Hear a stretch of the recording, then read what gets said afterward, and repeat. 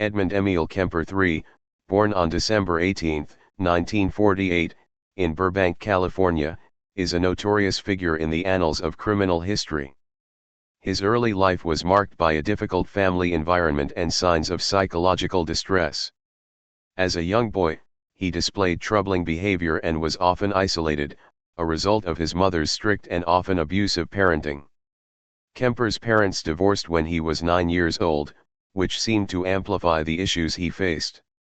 His mother, Clarnell, moved him and his sisters to Montana, where Kemper was subjected to further emotional abuse. She would belittle him, lock him in the basement, and even instilled in him a fear of women by labeling him as strange and undeserving of affection. This environment left him feeling rejected and alienated from the world around him, fostering a sense of resentment and anger. Standing at an imposing 6 feet 9 inches, Kemper's physical presence became one of his most notable features, earning him the nickname Big Ed. This intimidating figure masked his inner torment, and he struggled to cope with his violent fantasies and need for control. He began acting out on animals, an early sign of potential psychopathy that would later manifest in his violent crimes against humans.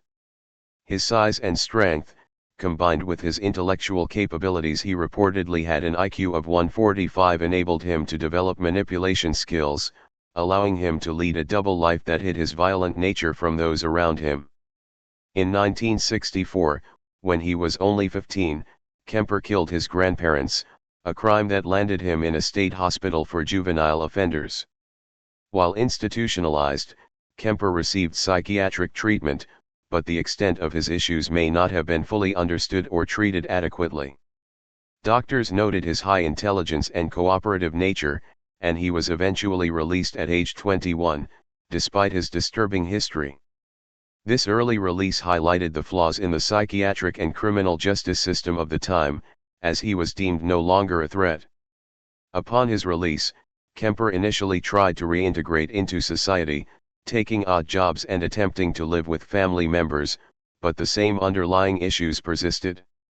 His relationship with his mother remained fraught with conflict, which only intensified his internal rage. It was during the early 1970s that Kemper embarked on a spree of brutal murders, targeting young women whom he picked up as hitchhikers.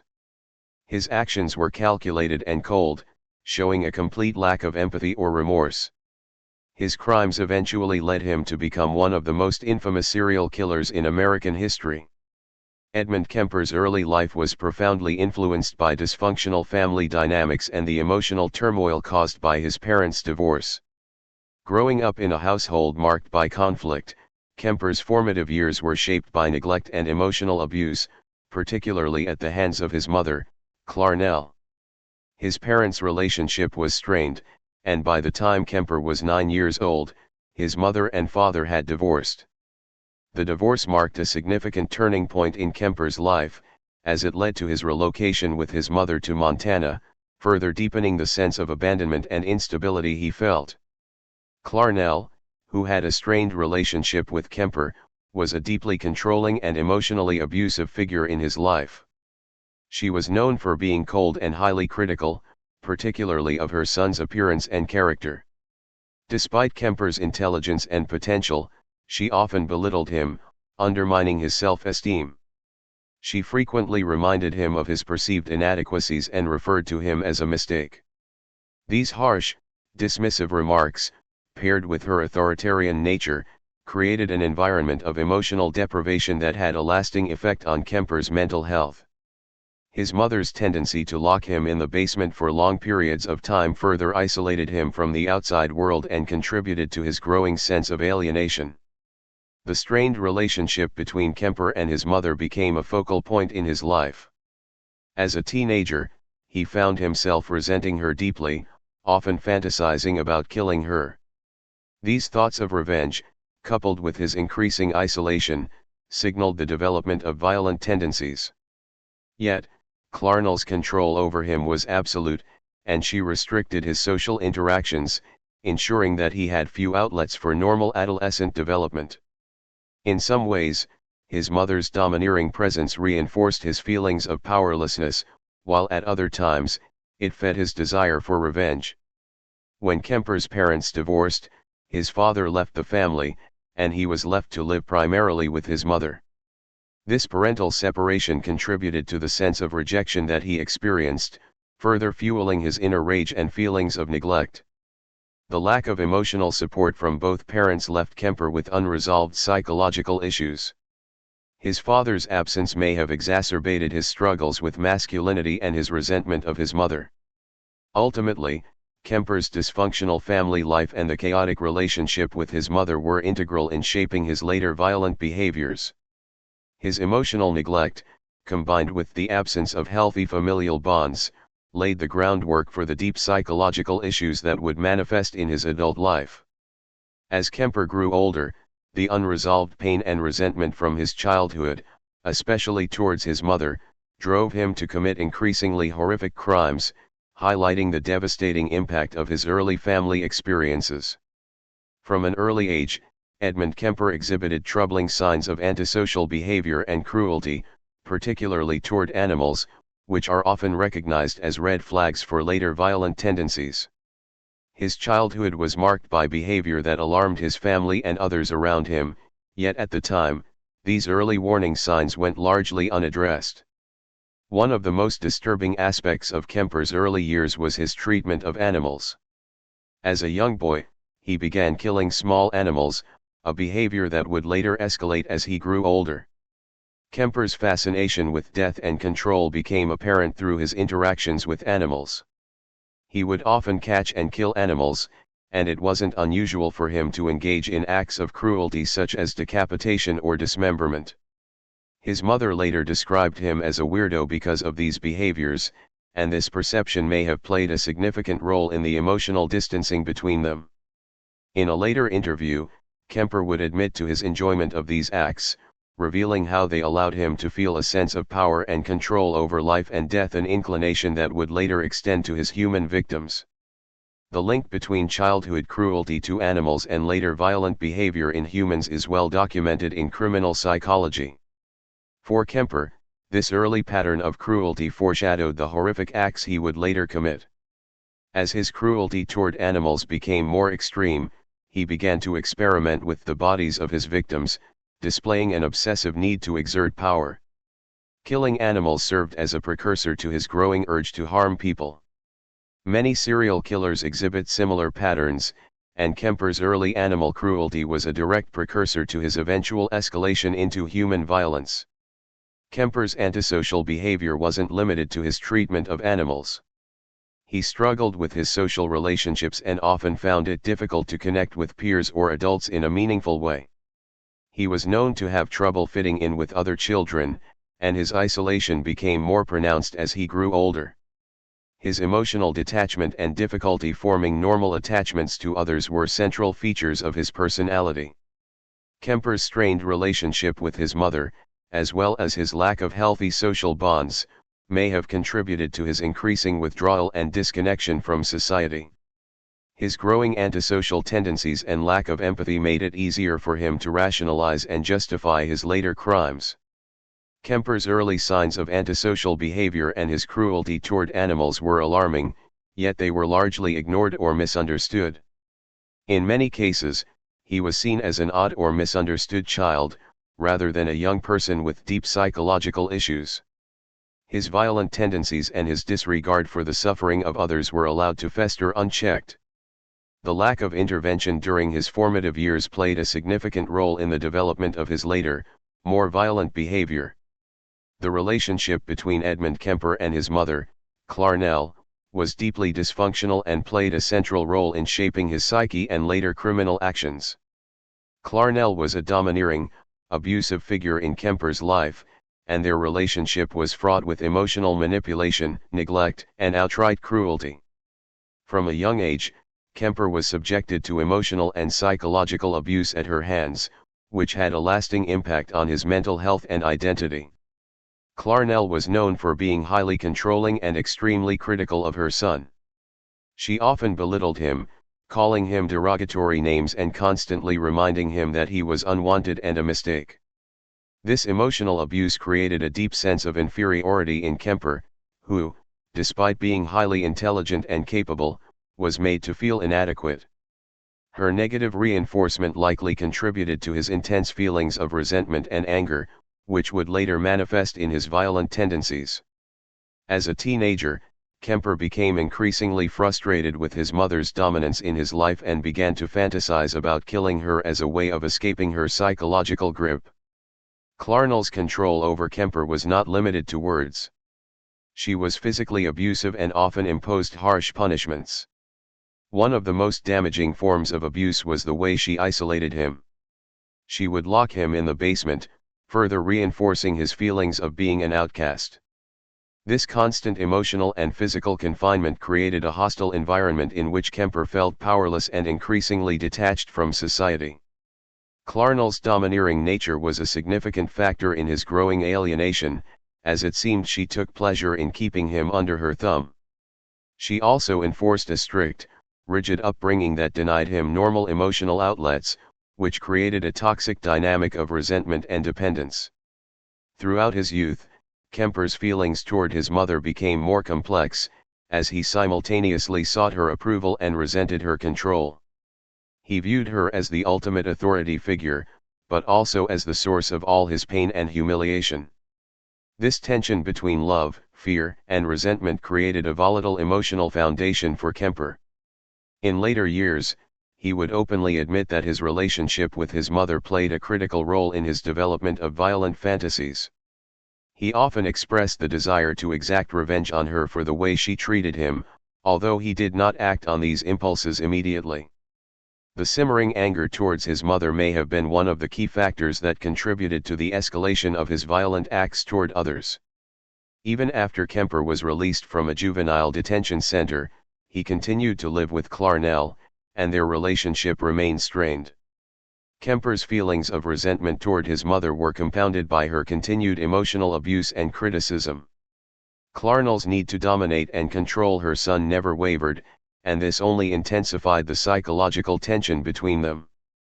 The depth of his animosity toward her likely reached its peak in the early 1970s, when Kemper would go on to commit a series of gruesome murders, including the murder of his mother in 1973. In a final act of revenge, Kemper killed Clarnell, beheading her and engaging in further brutal acts with her body. This murder symbolized the culmination of years of pent-up frustration, anger, and a need for closure from a relationship that had shaped his dark, violent path. The toxic and domineering relationship between Kemper and his mother is often seen as a critical factor in the development of his violent tendencies.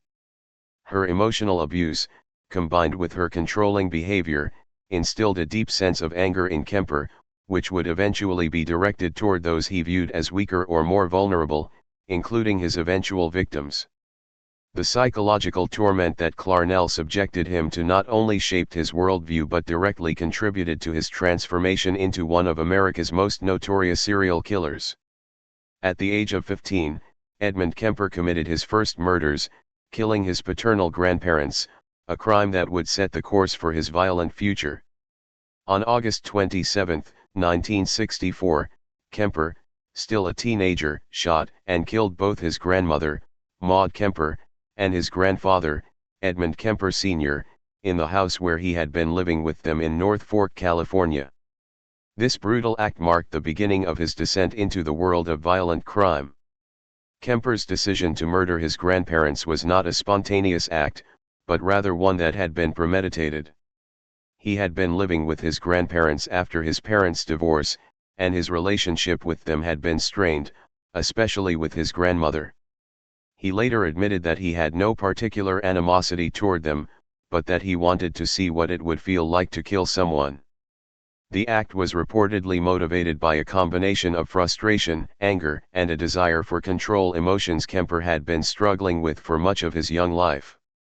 On the day of the killings, Kemper had an opportunity to carry out the crime when his grandfather left the house to run an errand. With only his grandmother at home, Kemper shot her in the head with a .22 caliber rifle, killing her instantly. He then waited for his grandfather to return, and when he did, Kemper shot him as well, killing him upon his arrival. After the murders, Kemper did not immediately flee the scene. Instead, He went to the nearby police station and calmly confessed to the crime, telling officers that he had killed his grandparents and that they were dead in the house. Kemper's arrest was a turning point in his life. Initially, his actions were seen as a tragic outburst of violence by a troubled youth. However, Kemper's intellect, as well as his calm demeanor during the confession, led authorities to reconsider the case. He was diagnosed with a psychiatric disorder and was sent to the Atascadero State Hospital, a psychiatric institution for juvenile offenders. Although his violent crime was shocking, his behavior while in the psychiatric facility was largely cooperative, and he was considered by some of the hospital staff to be a model patient. He was released back into society at the age of 21 in 1969, despite the severity of his crime and his troubling behavior during his time at the hospital. The murders of his grandparents are crucial in understanding the development of Kemper's violent tendencies. This first act of violence was an early indicator of the deep psychological issues that Kemper would later act upon with far more horrific consequences. The fact that he so calmly executed his grandparents then confessed without remorse illustrates his complete lack of empathy and foreshadowed the chillingly calculated nature of his future crimes.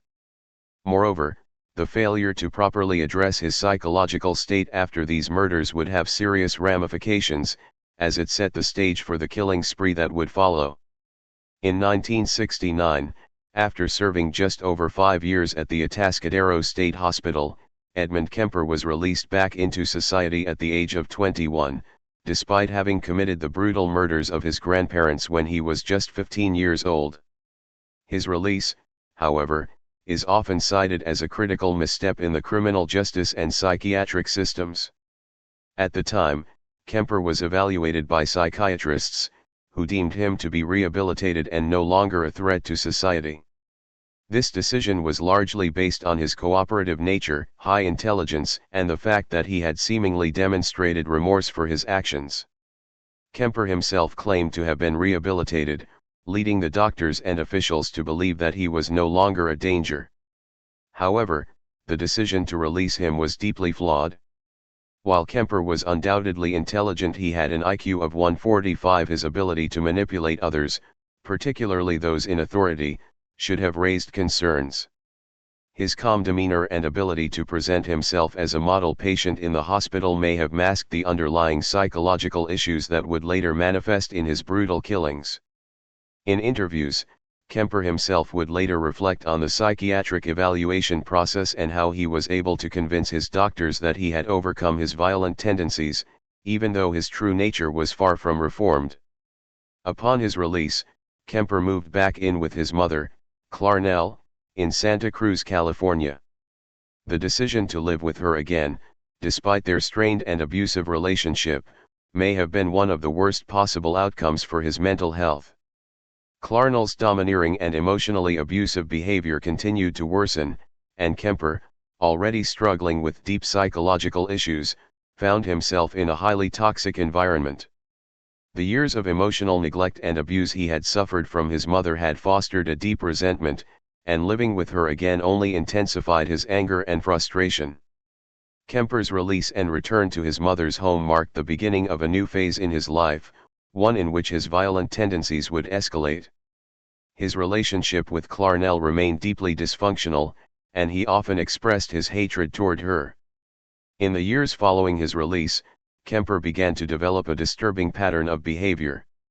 He would pick up young women, often hitchhikers, and then murder them, taking their bodies to his home, where he would engage in acts of necrophilia and dismemberment. These murders, which he carried out with chilling precision and cold calculation, marked the beginning of a killing spree that would eventually claim the lives of 10 victims. Kemper's release from Atascadero State Hospital illustrates a significant failure of the psychiatric and criminal justice systems. Despite his previous violent behavior, Kemper was treated as a model patient, and his release was based on a superficial assessment of his progress. The fact that Kemper's underlying psychopathy was not adequately addressed or even identified meant that he was able to slip through the cracks, ultimately committing a series of horrific murders.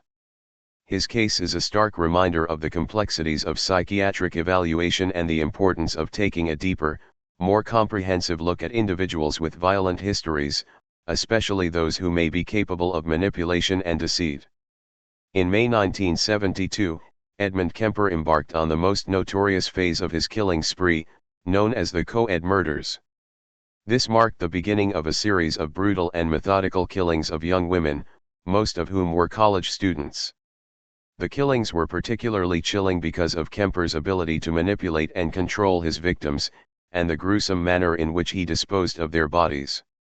The first of these co-ed murders occurred on May 7, 1972, when Kemper picked up two young women, Mary Ann and Betty Lou, who were hitchhiking in Santa Cruz, California. He offered them a ride and, once they were inside his car, he drove them to a secluded area, where he overpowered them. After killing both women, Kemper took their bodies to his home, where he proceeded to engage in acts of necrophilia, dismemberment, and mutilation. He then disposed of their remains in various locations, including scattering parts of their bodies in the mountains. Kemper's ability to lure his victims into his vehicle and his calm, non-threatening demeanor was key to his success in these killings. He targeted young women who were often traveling alone or in pairs, making them vulnerable to his manipulation. The nature of Kemper's murders became increasingly brutal and organized. After killing the women, he would often take their bodies back to his home, where he would engage in horrific acts of post-mortem abuse. He would dismember their bodies, sometimes keeping parts as trophies, and would even photograph the victims in their mutilated state. These acts not only demonstrated his utter lack of empathy and disregard for life but also highlighted his need for control and dominance over his victims, who were helpless in his grasp. Kemper's methodical approach to killing showed a deep level of premeditation and planning. He would often scout locations in advance, ensuring that there were no witnesses. His victims were chosen carefully, with many being college students from the nearby University of California, Santa Cruz. Kemper's ability to blend in and appear harmless combined with his extensive knowledge of the area allowed him to easily lure women into his vehicle without suspicion. The killings began to escalate in frequency and brutality, and Kemper's growing sense of invincibility fueled his violent urges. His escalating killings also coincided with his deteriorating relationship with his mother, Clarnell. Her continued emotional abuse and criticism, as well as his ongoing frustration with her domineering behavior, likely contributed to the increasing severity of his actions. His desire to prove his power and control over women may have been directly linked to his resentment toward his mother, as he viewed her as the ultimate authority figure in his life. By the time Kemper had committed several of these co-ed murders, his behavior had become increasingly erratic, and his pattern of killings grew more organized and calculated. The murders were not random acts of violence, but rather a reflection of his complex psychological state and his deep-seated anger toward women. Each killing seemed to feed his need for dominance, control, and revenge, culminating in a series of gruesome murders that would make him one of the most infamous serial killers in American history. The co-ed murders marked the beginning of the most violent period of Kemper's killing spree. These murders were different from his earlier crimes, as they were carefully planned and executed with chilling precision. Over the next year, Kemper would continue to kill, his violence escalating as he honed his ability to manipulate and control his victims. His meticulous and calculated approach to these murders set him apart from other serial killers of his time, marking him as one of the most dangerous and disturbing figures in criminal history. Ed Kemper's modus operandi, MO, was methodical, calculated, and driven by a chilling need for control and dominance over his victims. His victim selection was highly deliberate, and his approach to luring them into his grasp was sophisticated. Kemper's ability to blend in and present himself as non-threatening allowed him to gain the trust of his victims before he struck. His choice of victims and the way he executed his killings were deeply influenced by his psychological state, particularly his violent fantasies and resentment toward women. Victim selection. Kemper primarily targeted young women, most of whom were college students.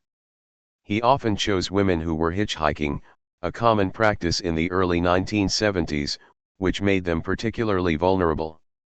Santa Cruz, where Kemper lived, was a college town with a large student population, and many young women would frequently hitchhike to get around. His victims were often traveling alone or in pairs, making them easier to isolate and overpower. Kemper seemed to select victims based on their vulnerability: young, attractive women, typically in their late teens or early 20s, who would be less likely to attract attention when alone. A key aspect of Kemper's victim selection was that they often resembled the women in his life, particularly his mother, Clarnell, whom he harbored deep resentment for. His anger and hatred toward his mother likely played a central role in his violent actions. Although he would later claim that the murders were not specifically motivated by revenge against women in general, many of his actions indicate a psychological connection between the women he targeted and his mother's abusive and domineering nature. Modus operandi, MO. Kemper's approach to murder was meticulous and highly planned. His modus operandi followed a recognizable pattern that he refined over time. The steps he took during each killing were similar, reflecting his desire for control over the situation and his victims. Luring the victims. Kemper's method for luring his victims was deceptively simple. He would often pick up women who were hitchhiking. His calm and non-threatening demeanor, combined with his ability to manipulate, made him appear harmless. At over 6 feet tall, Kemper's imposing figure belied his ability to come across as polite and friendly, traits that encouraged his victims to trust him. He would often strike up a conversation and offer them a ride, and once they were in the car, he would drive to a secluded location. Overpowering the victims. Once Kemper had his victims alone, he would overpower them. The way in which he did this varied, but in most cases, he used a combination of his size, strength, and surprise to subdue them. He would often use a weapon, typically a firearm or a blunt object, once he had driven them to an isolated area. Killing and disposal. After overpowering the women, Kemper would kill them, often by shooting them in the head or strangling them. He would then transport the bodies back to his home, where he would engage in acts of necrophilia and dismemberment. Kemper's preference for returning to his house was partly due to the privacy and control he could exert there. He would often pose the bodies in various ways and sometimes take photographs of them, further demonstrating his need to dominate and control his victims. Post-murder acts. After killing his victims, Kemper would engage in necrophilic acts, sexually abusing the bodies. He would dismember them, often removing the heads and limbs, and sometimes keeping body parts as trophies. In some cases, he would carefully dispose of the remains, scattering them in remote areas, while in other cases, he would bury parts of the bodies in his backyard or hide them in his home. The dismemberment and trophy taking were integral to his sense of control and power over his victims. Psychological factors and escalation. Over time, Kemper's killings became increasingly brutal and organized. He grew more confident in his ability to carry out these crimes without being caught, and his killings began to escalate in frequency and violence. He also became more calculated, choosing victims carefully and planning their murders with greater precision. His escalating need for dominance and control culminated in his killing spree, which eventually included his mother and several other women.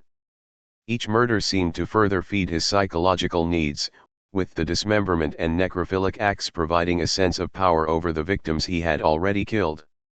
Significance of modus operandi. Kemper's modus operandi was distinct in several ways. Unlike many other serial killers, he did not kill randomly or impulsively but took the time to carefully select and manipulate his victims. He was not just seeking to kill for the sake of killing but to exert power and control over them, using dismemberment and post-mortem abuse as ways to assert his dominance. His ability to carry out these murders without arousing suspicion for so long despite his disturbing behavior was largely due to his ability to appear friendly and trustworthy, which contrasted sharply with the horrific acts he committed behind closed doors. The methodical nature of Kemper's killings and the chilling way in which he executed his plans reveal a level of psychological sophistication. His ability to deceive those around him and to select victims who were vulnerable and easily manipulated speaks to a deeply ingrained need for control, a need that was likely rooted in his childhood experiences with his domineering mother. His meticulous and organized approach to murder, along with his ability to maintain a calm demeanor, made him one of the most dangerous and disturbing serial killers in history. Edmund Kemper's killing spree began in 1964 and continued until his arrest in 1973, spanning a decade of horrific murders. His first murders occurred in 1964 when he was just 15 years old. On August 27, he killed his paternal grandparents, Maud and Edmund Kemper Sr., in North Fork, California. He shot his grandmother in the head and then waited for his grandfather to return, killing him upon his arrival. After the murders, he calmly confessed to the crime and was subsequently committed to Atascadero State Hospital for psychiatric evaluation. After spending over 5 years in the hospital, Kemper was released in 1969 at the age of 21. He returned to live with his mother, Clarnell, in Santa Cruz, California. It was here that his killings would escalate. On May 7, 1972, Kemper committed his first co-ed murder when he picked up 2 young women, Mary Ann and Betty Lou, who were hitchhiking. He drove them to a secluded area, killed them, and took their bodies back to his home, where he engaged in acts of necrophilia and dismemberment. Kemper's next victims were 2 more young women, Dolores and Kimberly, both of whom were also hitchhiking in the Santa Cruz area. On May 30, 1972, he picked up 23-year-old Mary Ann Pesse and 19-year-old Anita Luchessa. After murdering them, he kept their bodies in his home for several days before dismembering them. The following month, on August 15, 1972, Kemper murdered another woman, 18-year-old Ikoku, whom he also picked up while she was hitchhiking. After killing her, he disposed of her remains. The frequency of his killings increased in the following months. On September 14, 1972, he picked up 15-year-old Carmen Miranda, another hitchhiker. He killed her and kept her body in his home for several days before dismembering it.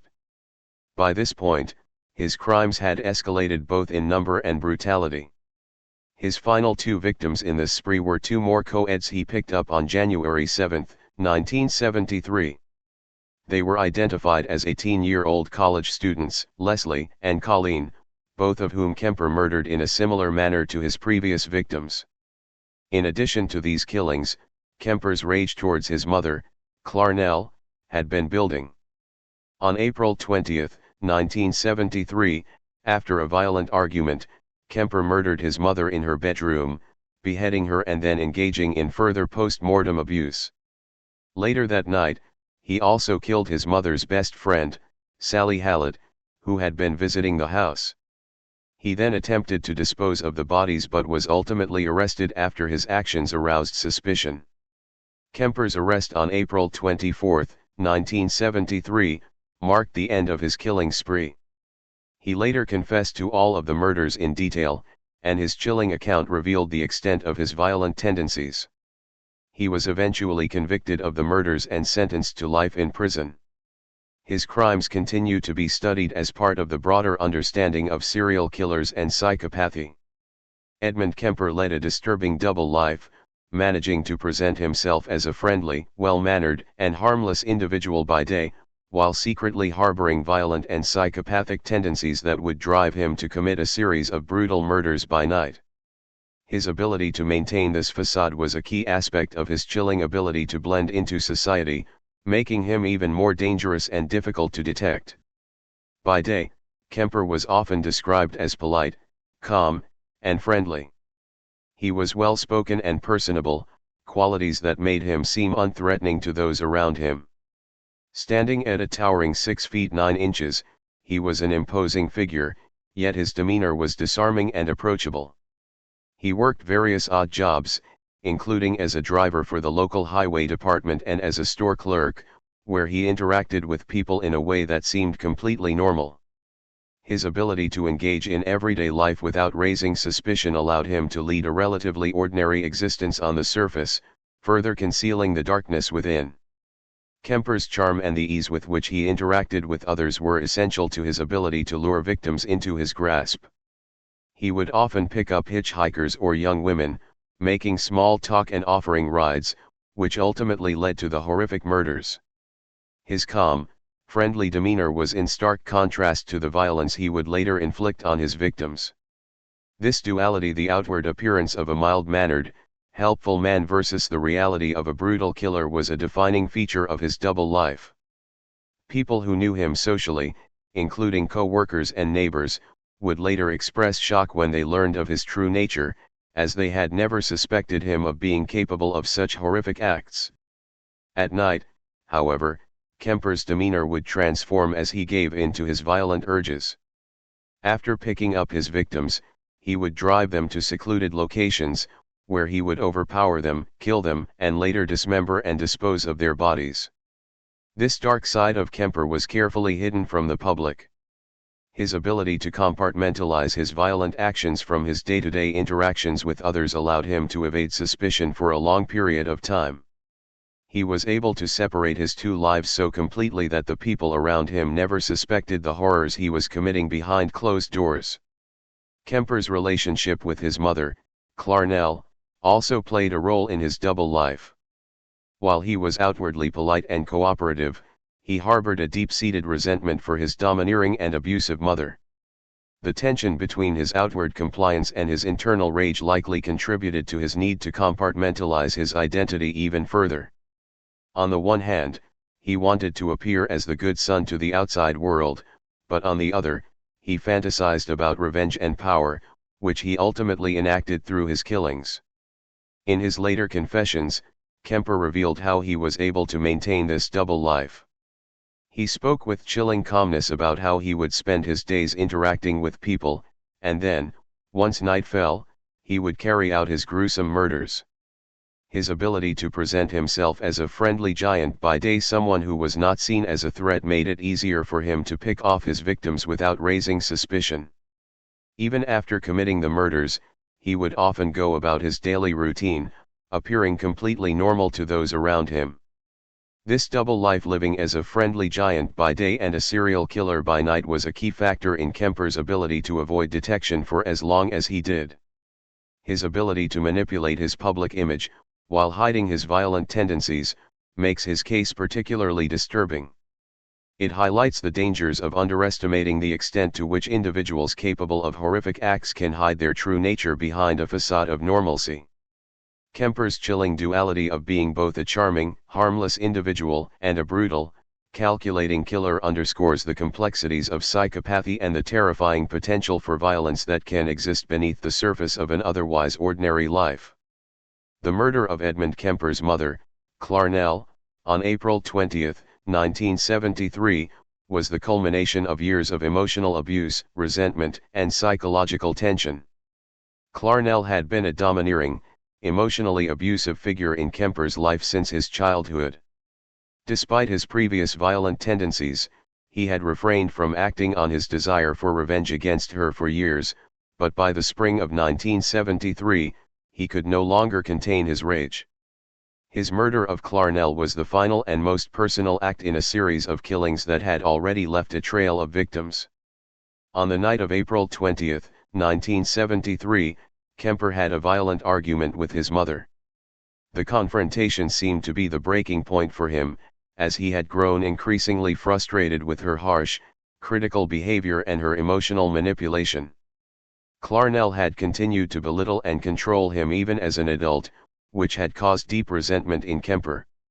In his later confessions, he admitted that his mother's treatment of him, particularly her belittling remarks and constant criticism, had long made him feel inferior and powerless. The tension between wanting to please her and harboring violent fantasies finally erupted into murder. Kemper's actions that night were both calculated and brutal. After the argument, he retreated to his mother's bedroom while she was reading. He grabbed a .22 caliber pistol, went into her room, and shot her in the head while she was seated. The murder was swift, but it was not an act of impulsive rage. It was the culmination of years of pent-up anger. After killing her, Kemper decapitated her, a symbolic act of vengeance that reflected his deep hatred toward her. He later engaged in further acts of post-mortem abuse, which included sexual acts with her body. In a final act of cruelty, Kemper took the head of his mother and used it in ways that were disturbing even to him. He later confessed that he used it as a talking point, imagining that it was still mocking him, continuing the cycle of emotional abuse that had lasted throughout his life. However, Kemper did not stop with his mother. He also murdered Sally Hallett, Clarnell's best friend, who had come over to visit the house that night. Kemper killed Hallett in a similar manner, before hiding both bodies in his home. He then went about his usual routine, trying to maintain an outward semblance of normalcy. He even made plans to go out of town, all while the bodies of his mother and her friend lay in his home. It was only after the murders that Kemper's double life began to unravel. He had long been able to conceal his violent nature, but with his mother dead and the bodies of two women in his home, Kemper's ability to maintain the facade was stretched thin. His next move was to confess to the killings, which led to his eventual arrest on April 24, 1973. Kemper's murder of his mother marked the end of his violent spree, and it was the most personal of his killings. It was not just an act of revenge against his mother's cruelty, but a symbolic final act in the cycle of control and manipulation that had defined his relationship with her. In many ways, this murder served as both the culmination of his violent urges and the end of his serial killing career. It was also the moment when his facade of normalcy finally cracked, leading to his capture and ultimate conviction for his gruesome crimes. On the night of April 20, 1973, after killing his mother, Clarnell, Edmund Kemper also murdered her best friend, Sally Hallett, in a chilling act that further demonstrated his escalating violence and complete disregard for human life. Sally Hallett had arrived at Clarnell's home that evening, completely unaware of the horrific events that were about to unfold. After Kemper killed his mother in a brutal act of vengeance and decapitated her, he proceeded to kill Sally Hallett, who had been visiting the house. It's unclear whether Hallett was a specific target or if she was merely an unfortunate victim who happened to be in the wrong place at the wrong time. Regardless of the reason, Kemper's behavior was methodical and calculated. Just as with his other victims, he lured Sally into a false sense of security, taking advantage of her trusting nature. Kemper's ability to manipulate those around him, despite his increasingly disturbed actions, was a critical aspect of his ability to carry out his murders without arousing suspicion. After Sally arrived at the house and was unaware of the murders that had already taken place, Kemper killed her in a similar manner to his previous victims. He used a blunt object to overpower her, then proceeded to strangle her, as he had done with many of his previous victims. Once she was dead, he disposed of her body in the same manner as his mother's. He hid her body in his home, intending to cover up his crimes. Kemper's killing of Sally Hallett was significant because it marked a shift in his behavior. Killing his mother had been deeply personal, an act driven by years of resentment, but the murder of Sally was seemingly less connected to personal animosity. Her murder was likely motivated by the practical need to eliminate a witness, ensuring that no one would know about the death of his mother or the horrific acts that had already taken place. It also demonstrated Kemper's increasing brutality, as he had now escalated from killing strangers and young women to killing someone within his immediate social circle, his mother's closest friend. The murder of Sally Hallett, alongside the killing of Clarnell, was part of a larger, disturbing pattern of violence that Kemper had engaged in for years. However, it was also the moment when his double life, the friendly, mild-mannered giant by day and the brutal, calculated killer by night, began to collapse. After committing these two murders, Kemper went on to lead an outwardly normal life for several days, even making plans to leave town. His ability to go about his life while hiding the bodies of both women in his home was indicative of the chilling compartmentalization of his psyche. Ultimately, Sally Hallett's death was one of the final pieces in a puzzle of murders that had spanned several years. It also led to Kemper's eventual capture, as the bodies of both Clarnell and Sally Hallett were discovered, and suspicion quickly fell on Kemper. The murder of Sally Hallett, while not as personally motivated as his mother's death, was still a significant part of his descent into deeper violence, and it marked the final steps in the unraveling of his long-held facade of normalcy. Edmund Kemper's decision to turn himself in on April 24, 1973, was a pivotal moment in his killing spree and marked the end of his reign of terror. After committing the brutal murders of his mother, Clarnell, and her best friend, Sally Hallett, Kemper's emotions and psychological state began to unravel. Despite having evaded capture for years, Kemper's sense of control and calmness appeared to erode, and he ultimately made the decision to surrender himself to the police. There are a few key factors that contributed to Kemper's decision to turn himself in. First, the murders of Clarnell and Sally Hallett were deeply personal to him, and the act of killing his mother, in particular, seemed to trigger a psychological breakdown. Kemper later described feeling a sense of remorse and guilt for killing Clarnell, acknowledging that he had finally crossed a line. The emotional weight of killing his mother, someone he had both resented and depended on for much of his life, seemed to overwhelm him. This internal conflict led him to believe that he needed to end the cycle of violence and take responsibility for his actions. Another significant factor in Kemper's decision was the growing sense of paranoia. Although he had been able to maintain a facade of normalcy for much of his life, Kemper was beginning to feel the pressure of his actions catching up to him. The bodies of his victims, including his mother and her friend, remained in his home, and Kemper's ability to continue hiding them was becoming more difficult. As a highly intelligent individual, Kemper likely understood that his ability to evade capture was finite and that the risk of being caught was increasing. He may have felt that turning himself in was the only way to regain some sense of control over the situation, as he had reached a point where he could no longer live with the weight of his crimes. Additionally, Kemper's complex psychological state played a role in his decision. He had often expressed conflicting feelings about his actions, both justifying them as a means of exerting control and acknowledging the deep emotional turmoil they caused him. In some ways, turning himself in was a form of self-punishment, a way to cope with his guilt and to avoid the inevitable consequences of his actions. Throughout his confession, Kemper was remarkably calm and even seemed to view his decision as an act of ending the chaos he had created. He knew that his capture would be inevitable, and rather than risk a lengthy and drawn-out manhunt, he decided to take the responsibility upon himself. On the evening of April 24, 1973, Kemper made the fateful call to the police. He calmly informed them that he was the one they had been searching for, and that he had committed the murders. When the authorities arrived, he led them to his home, where they found the bodies of Clarnell and Sally Hallett. Kemper's confession was chilling in its detail and the level of calmness he displayed. He was arrested without resistance and later cooperated fully with investigators, providing a thorough account of the murders and his motivations. Kemper's decision to turn himself in ended a killing spree that had lasted for nearly a year and claimed the lives of 10 victims, including 6 young women, his mother and his mother's friend.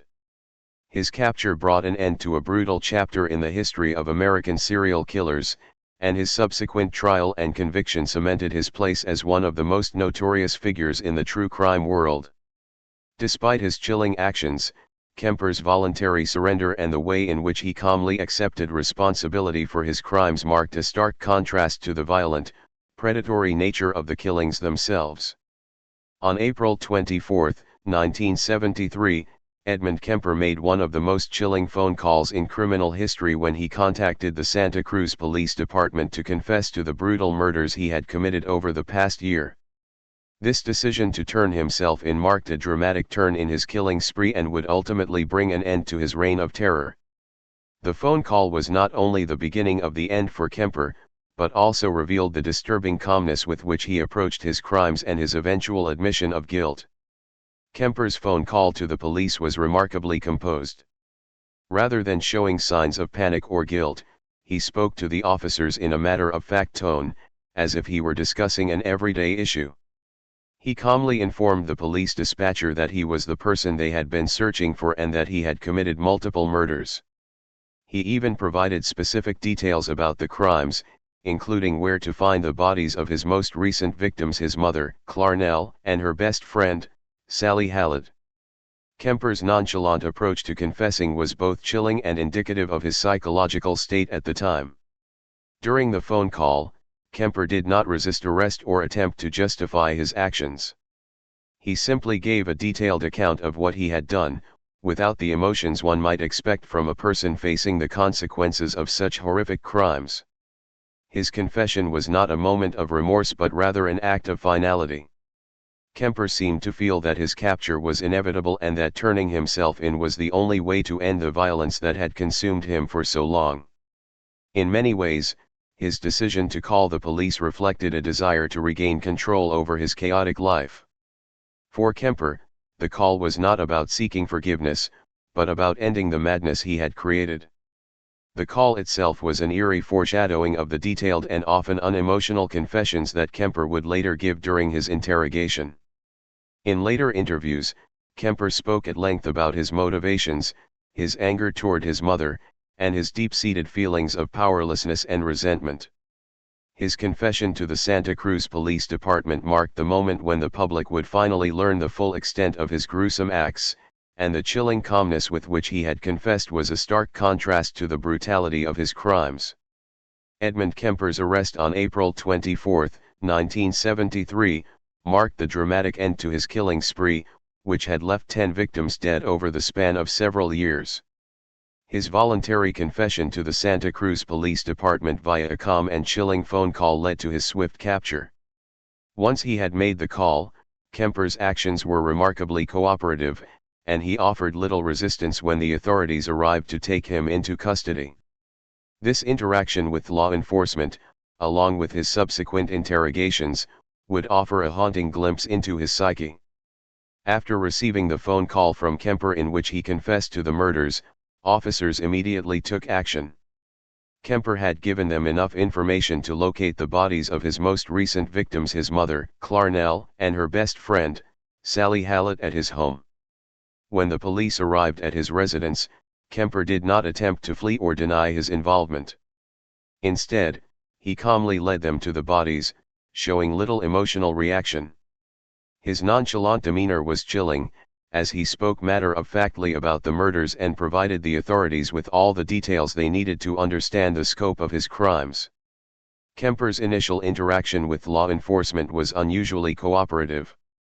He did not resist arrest or try to make excuses for his actions. When taken into custody, he was read his Miranda rights, and he immediately acknowledged that he had killed multiple people. His calmness and lack of emotional reaction were unsettling, as it revealed his complete detachment from the gravity of his crimes.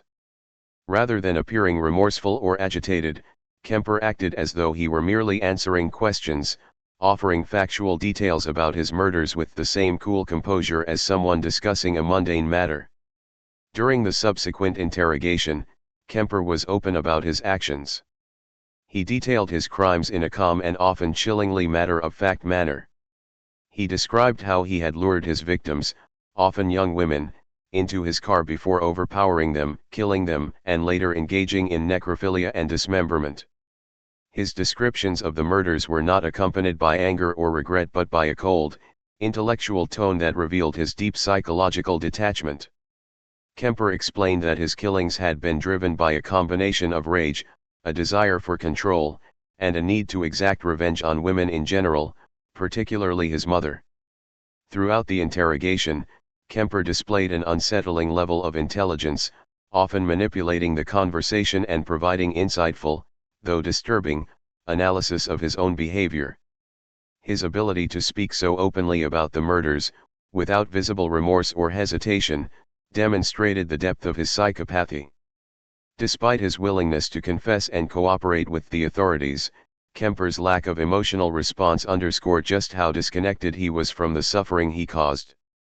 The arrest and initial interactions with law enforcement set the tone for Kemper's eventual conviction and lengthy imprisonment. His cold demeanor, lack of resistance, and detailed confessions left little doubt as to his guilt. Kemper's willingness to turn himself in and the chilling calmness with which he described his murders made his case particularly disturbing, as it highlighted the terrifying nature of his personality and the extent of his psychological disconnection from his victims. Edmund Kemper's legal proceedings and behavior during his trial were as chilling and calculated as his murders.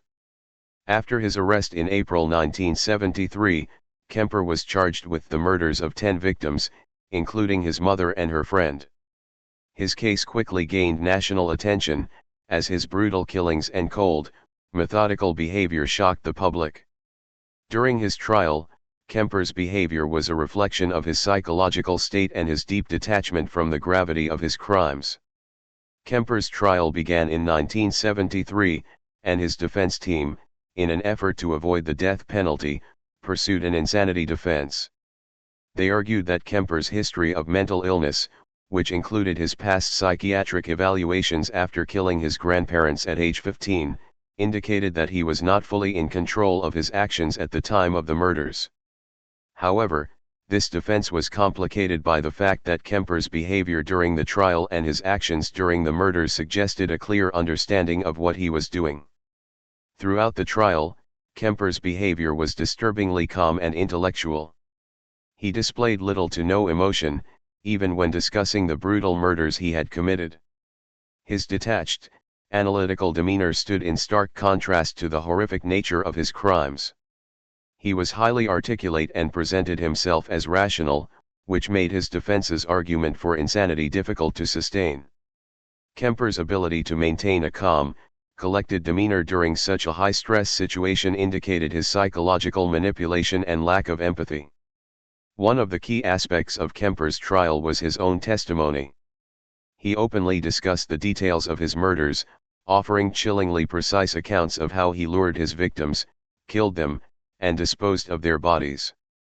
His calmness during these descriptions left many in the courtroom stunned, as he spoke about his actions without remorse or emotion. He expressed little guilt for the killings, instead focusing on how they made him feel in terms of power and control.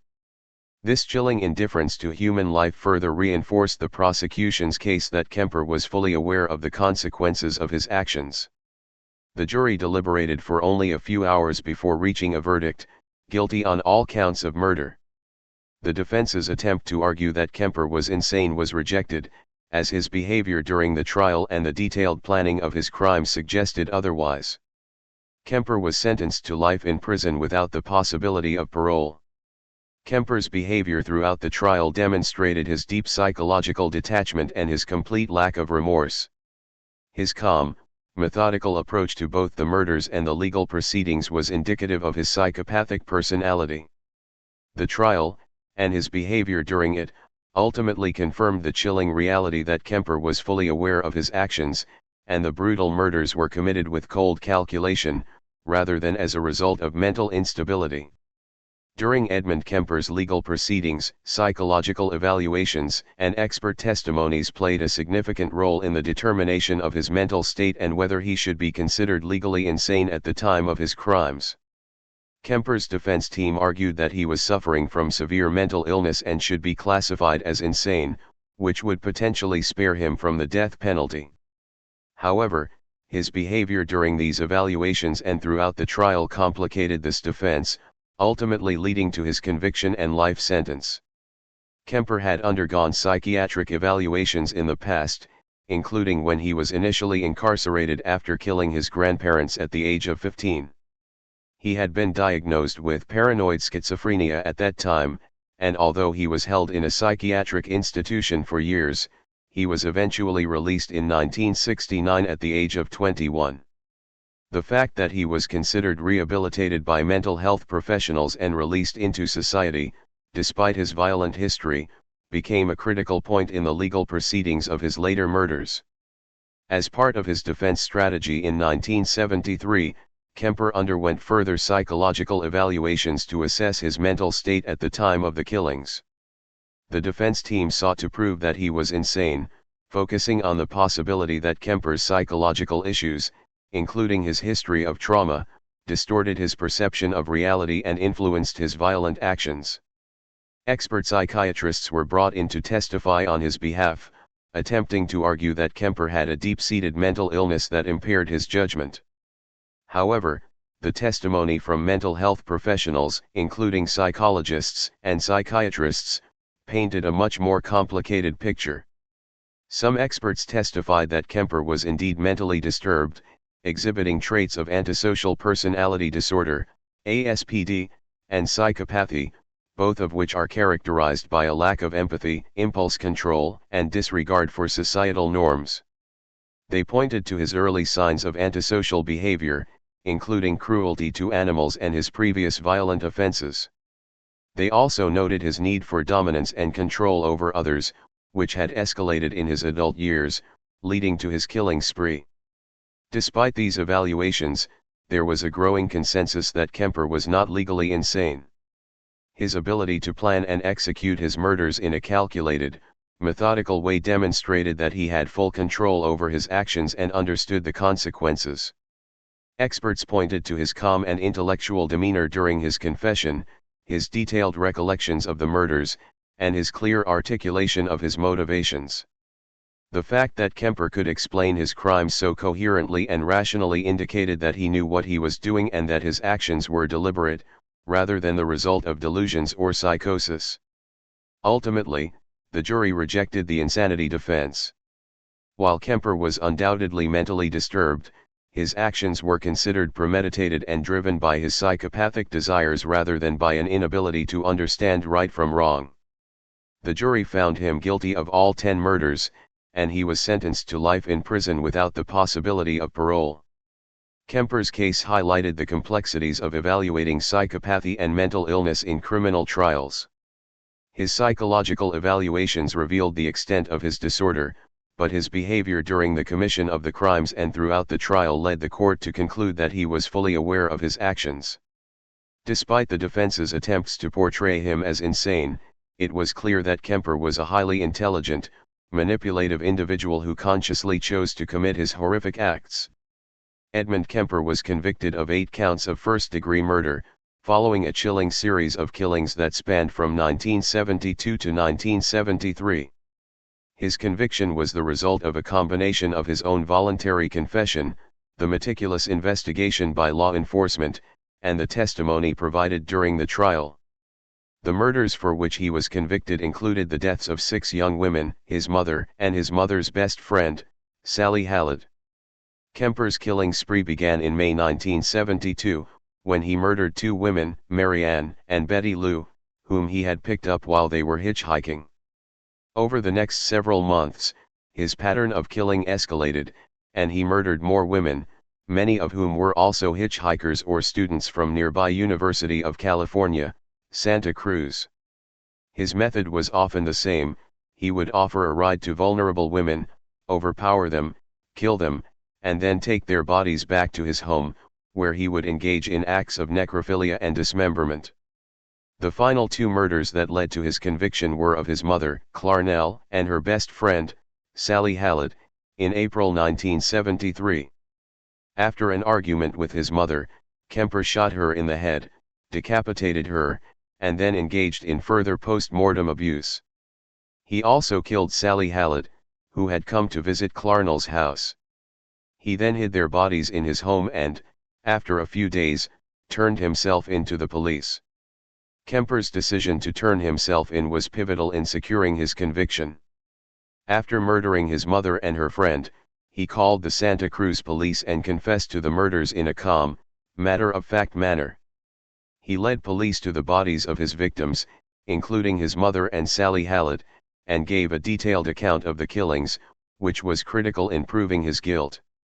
During his trial, Kemper's defense team attempted to argue that he was not guilty by reason of insanity, citing his history of mental illness and claiming that he was suffering from a psychosis that rendered him incapable of understanding the consequences of his actions.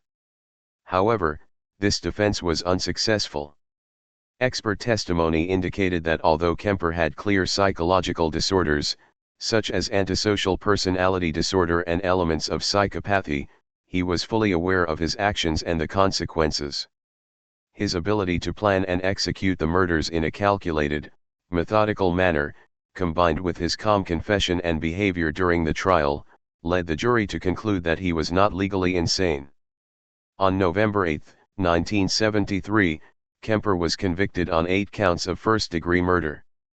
The jury found him guilty of the murders of 6 women, his mother and Sally Hallett. He was sentenced to life in prison without the possibility of parole. His conviction was a reflection of the brutal and methodical nature of his crimes, as well as the chilling calmness with which he carried them out. Kemper's case remains one of the most infamous examples of serial murder in the United States, largely due to his ability to present himself as a harmless friendly giant by day while secretly being a cold-blooded killer by night.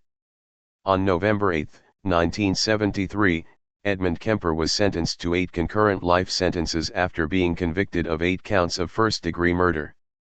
His conviction was the result of a chilling killing spree that included the murders of 6 young women, his mother and his mother's best friend, Sally Hallett. The sentencing came after a trial that highlighted the brutal nature of his crimes, his detailed confessions, and his calculated, methodical approach to murder. The court sentenced Kemper to life in prison without the possibility of parole, which meant he would serve out his sentences concurrently. This sentencing reflected the severity of his crimes and the public's recognition of the deep psychological issues that had fueled his violent behavior. However, the nature of his sentence also indicated the difficulty the legal system faced in categorizing his crimes. The defense had argued for insanity, claiming that Kemper was suffering from severe psychological disorders, including antisocial personality disorder and psychopathy, which could have impaired his ability to understand the consequences of his actions. But the jury rejected the insanity defense, acknowledging that despite his mental illness, Kemper was fully aware of his actions and the extreme nature of his crimes. During the sentencing, Kemper was not visibly emotional. He had been calm and collected throughout the trial, even during the confessions in which he detailed the murders in a chilling, almost clinical manner. This lack of remorse, paired with the cold precision of his killings, reinforced the prosecution's argument that he was fully capable of understanding the moral and legal implications of his actions. Despite his defense's attempts to have him deemed insane, Kemper's behavior in the courtroom and his methodical approach to the murders indicated that he was functioning at a high level of intelligence and was aware of the consequences of his actions. Kemper's life sentences meant that he would spend the rest of his life in prison without the possibility of parole. He was incarcerated at the California Medical Facility in Vacaville, California, where he remains today. In prison, Kemper continued to interact with psychiatrists and psychologists, where he made further chilling confessions and discussed his crimes in interviews. He has also been a subject of study due to the nature of his psychological profile, which is a blend of intelligence, manipulation, and detachment, characteristic of psychopathy. Kemper's sentencing to 8 concurrent life sentences was the final chapter in a gruesome and tragic story that shocked the world. His conviction and life imprisonment were a stark reminder of the dangers posed by individuals who can blend into society, using charm and intelligence to mask their dark, violent tendencies. Even after his conviction, Kemper's behavior continued to fascinate and disturb, as it highlighted the terrifying ability of a psychopath to hide their true nature behind a facade of normalcy. After his conviction and sentencing to 8 concurrent life sentences in 1973, Ed Kemper's life in prison became another chapter in his chilling story. He was initially incarcerated at the California Medical Facility in Vacaville, where he would serve the rest of his life in a secure environment. Throughout his time in prison, Kemper continued to exhibit the same unsettling qualities that had made him so dangerous in society: an ability to blend in, manipulate, and charm those around him, including fellow inmates and staff. Kemper's behavior in prison was, in many ways, a continuation of the persona he had perfected while in society. Despite the brutal nature of his crimes, he was able to engage in conversations with inmates and prison staff in a calm, intelligent, and often charming manner. His high IQ, which was reported to be 145, allowed him to engage in deep discussions on various topics, from psychology to philosophy. This intellectual prowess made him a subject of fascination for both inmates and psychologists, and he became known for his ability to articulate his thoughts and manipulate conversations to his advantage. Kemper's interactions with other inmates were marked by a sense of calm control. He was generally well liked by prison staff and fellow prisoners, who were often surprised by how non-threatening he appeared. His imposing physical size, standing at 6 feet 9 inches tall, contrasted sharply with his intellectual and conversational abilities, leading many to view him as harmless. However, those who knew him better were keenly aware of his violent past, and while he did not engage in physical violence during his time in prison, his psychological manipulation skills continued to be a concern. One of the more notable aspects of Kemper's life in prison was his participation in psychological interviews and therapy sessions. Kemper was known for being remarkably open about his crimes and his psyche, often discussing his past murders in detail. He expressed little to no remorse for his killings, and his interviews provided further insight into his psychological state. He spoke of his desire for power, control, and domination over his victims, explaining that his murders were acts of revenge, primarily against women and, more specifically, his mother, whom he had killed in a particularly brutal fashion. While Kemper was in prison, he also developed a reputation among other inmates as someone who could be trusted. This was particularly notable given his history of violence and the notoriety of his crimes. In some instances, inmates were drawn to his calm demeanor and intelligence, engaging with him in conversation and seeking his advice on various matters. This friendly giant persona, which had helped him lure victims in the past, seemed to serve him well even in the confines of prison. However, despite his apparent ability to fit in, Kemper's time in prison was not without its challenges. He was periodically evaluated by psychologists, who continued to study his mental state and criminal behavior. He was eventually moved to the California State Prison in Corcoran, where he remains today, continuing to be monitored by prison officials and psychologists.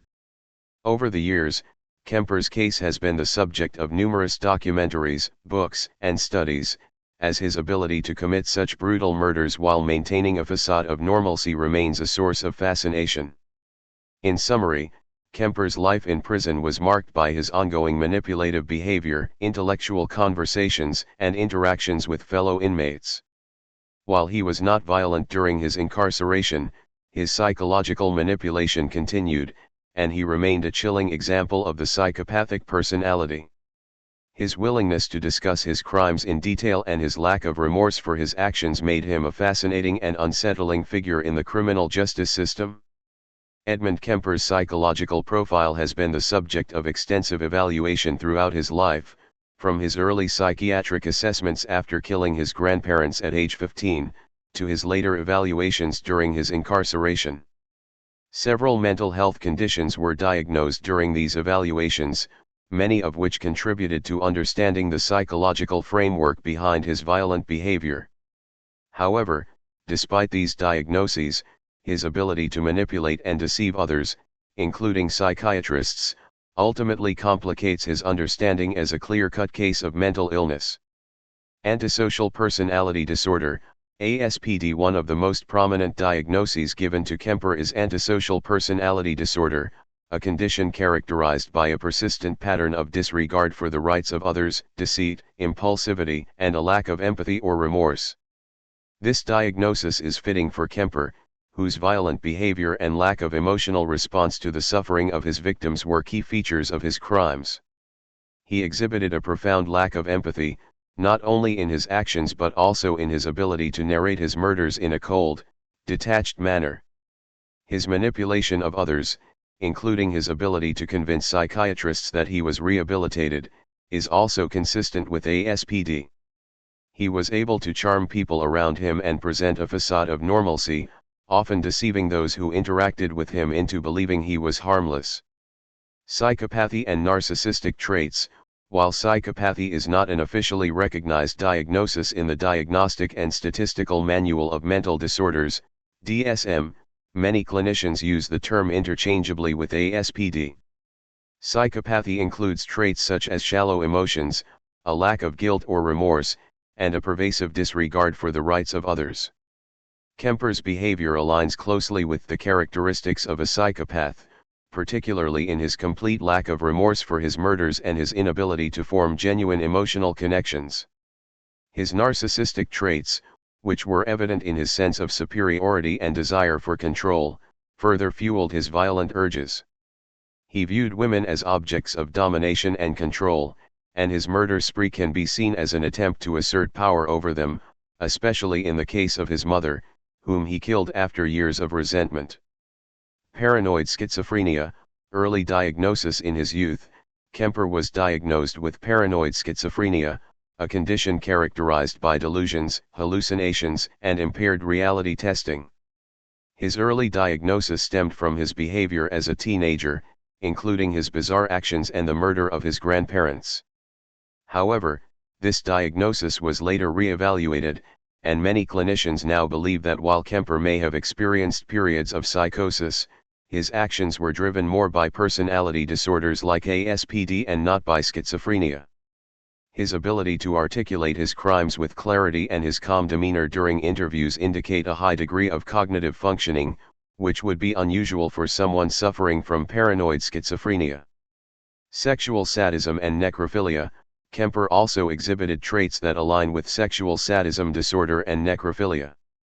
His tendency to sexually abuse and dismember his victims after killing them, particularly the acts of necrophilia and his detailed descriptions of them, suggested a desire to derive sexual pleasure from violence and control over his victims, even in death.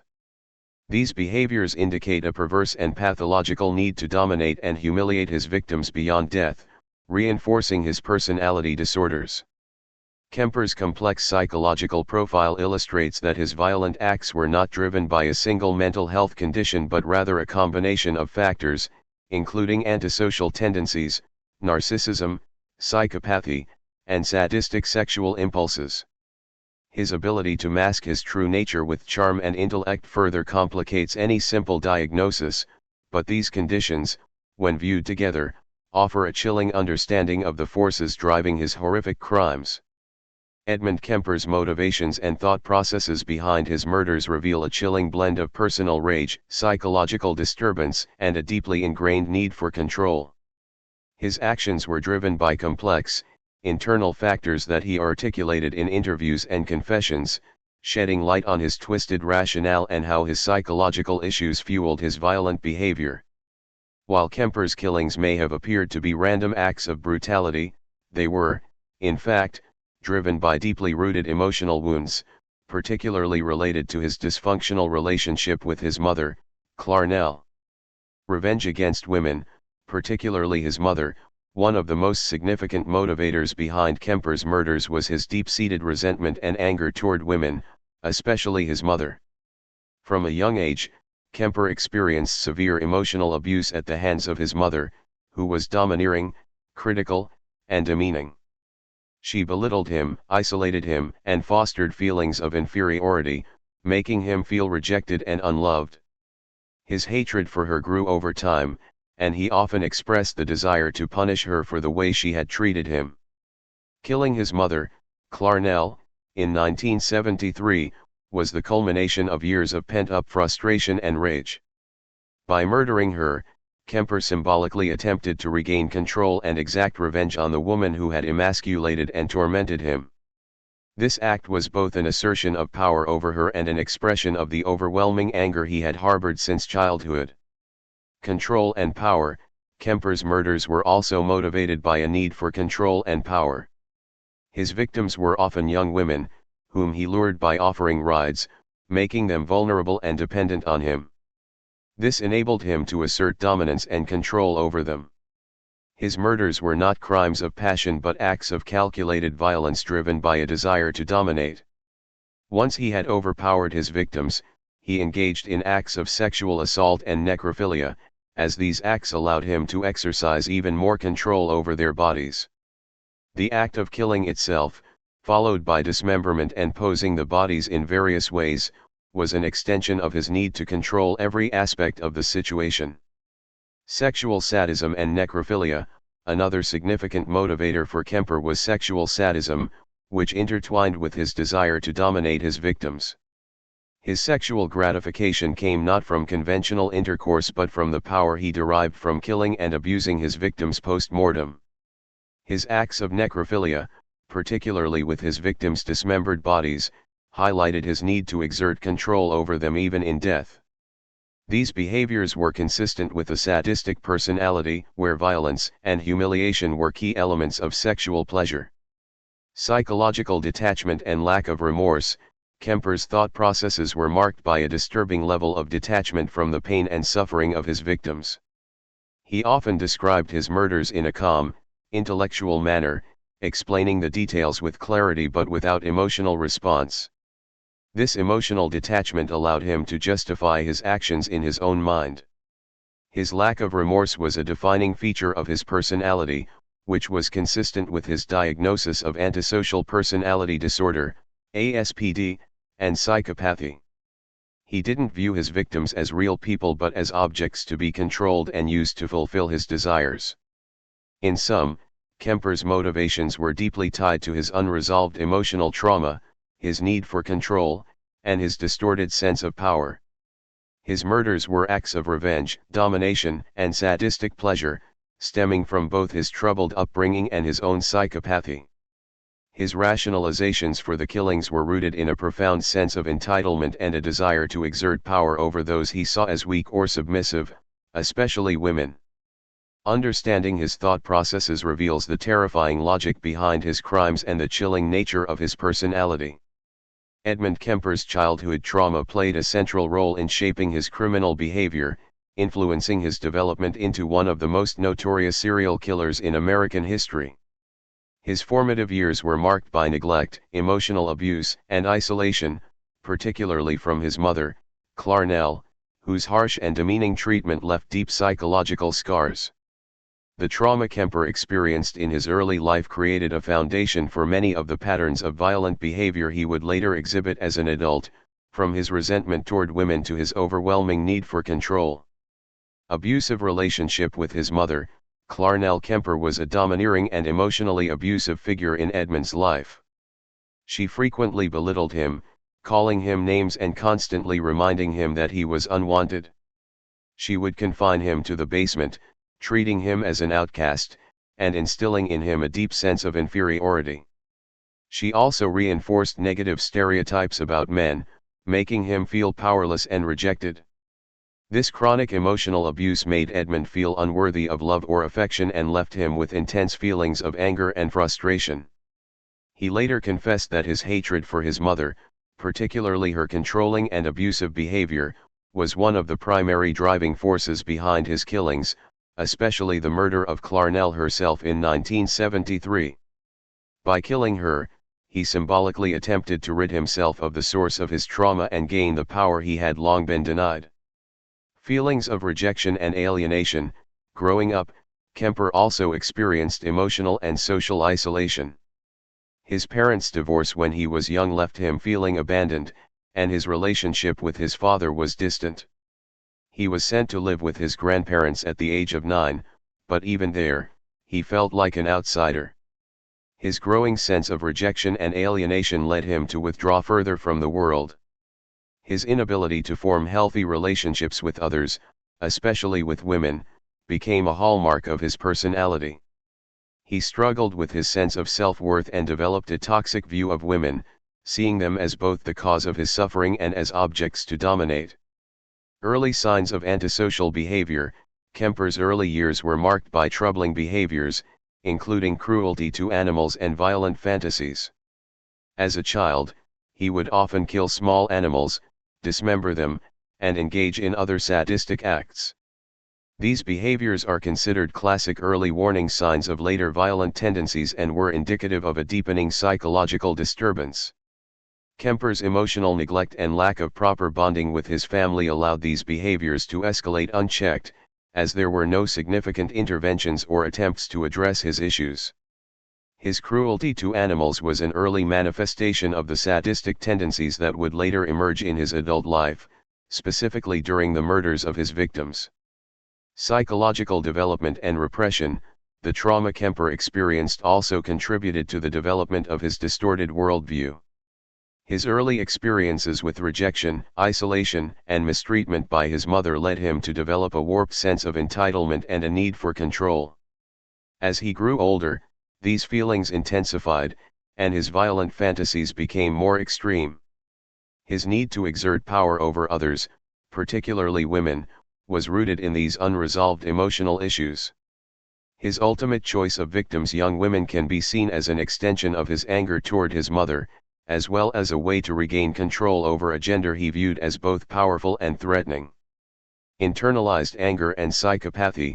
Kemper's childhood trauma set the stage for the development of psychopathy, a personality disorder characterized by a lack of empathy, superficial charm, and an inability to form genuine emotional connections. His experiences with emotional abuse, along with his growing sense of powerlessness, contributed to his callous disregard for the lives of his victims. He often described his murders in a calm, detached manner, and his lack of remorse further highlighted the deep emotional detachment he felt.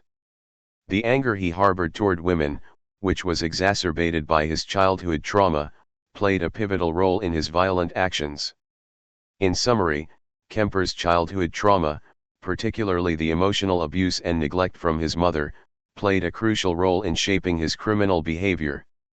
The feelings of rejection, isolation, and anger that resulted from his early experiences laid the groundwork for his violent tendencies. His later actions were a manifestation of the unresolved emotional wounds from his formative years, as well as his need to regain control and assert dominance over those he saw as weak or vulnerable. Understanding the role of his childhood trauma provides key insights into the psychological factors that drove Kemper to commit his horrific crimes. Edmund Kemper's criminal behavior, psychological makeup, and methods of operation can be compared to other notorious serial killers, revealing both similarities and differences that highlight the complexity of his personality and his motivations. While each serial killer has unique characteristics, common traits such as a history of childhood trauma, a need for control, and a lack of empathy are often present. Comparing Kemper to other infamous serial killers like Ted Bundy, John Wayne Gacy, and Richard Ramirez provides insight into his psychological profile and the patterns that underlie his violent actions. Ted Bundy, one of the most well-known serial killers in American history, Ted Bundy, shared several similarities with Kemper, particularly in terms of their charm and ability to manipulate others. Both were intelligent and able to present themselves as normal, likable individuals, which allowed them to gain the trust of their victims. Like Kemper, Bundy targeted young women, luring them with a ruse. Bundy would often pretend to be injured or disabled to gain sympathy, while Kemper offered rides to hitchhikers. Both killers were driven by a combination of sadistic urges and a desire for power and control over their victims. However, one key difference is that Bundy's killing spree was marked by an increased level of rage and impulsivity, while Kemper's murders were far more calculated and methodical. Kemper's tendency to revisit his victims' bodies and engage in necrophilia also sets him apart from Bundy, who primarily killed in bursts of rage and did not show the same level of control over his crime scenes.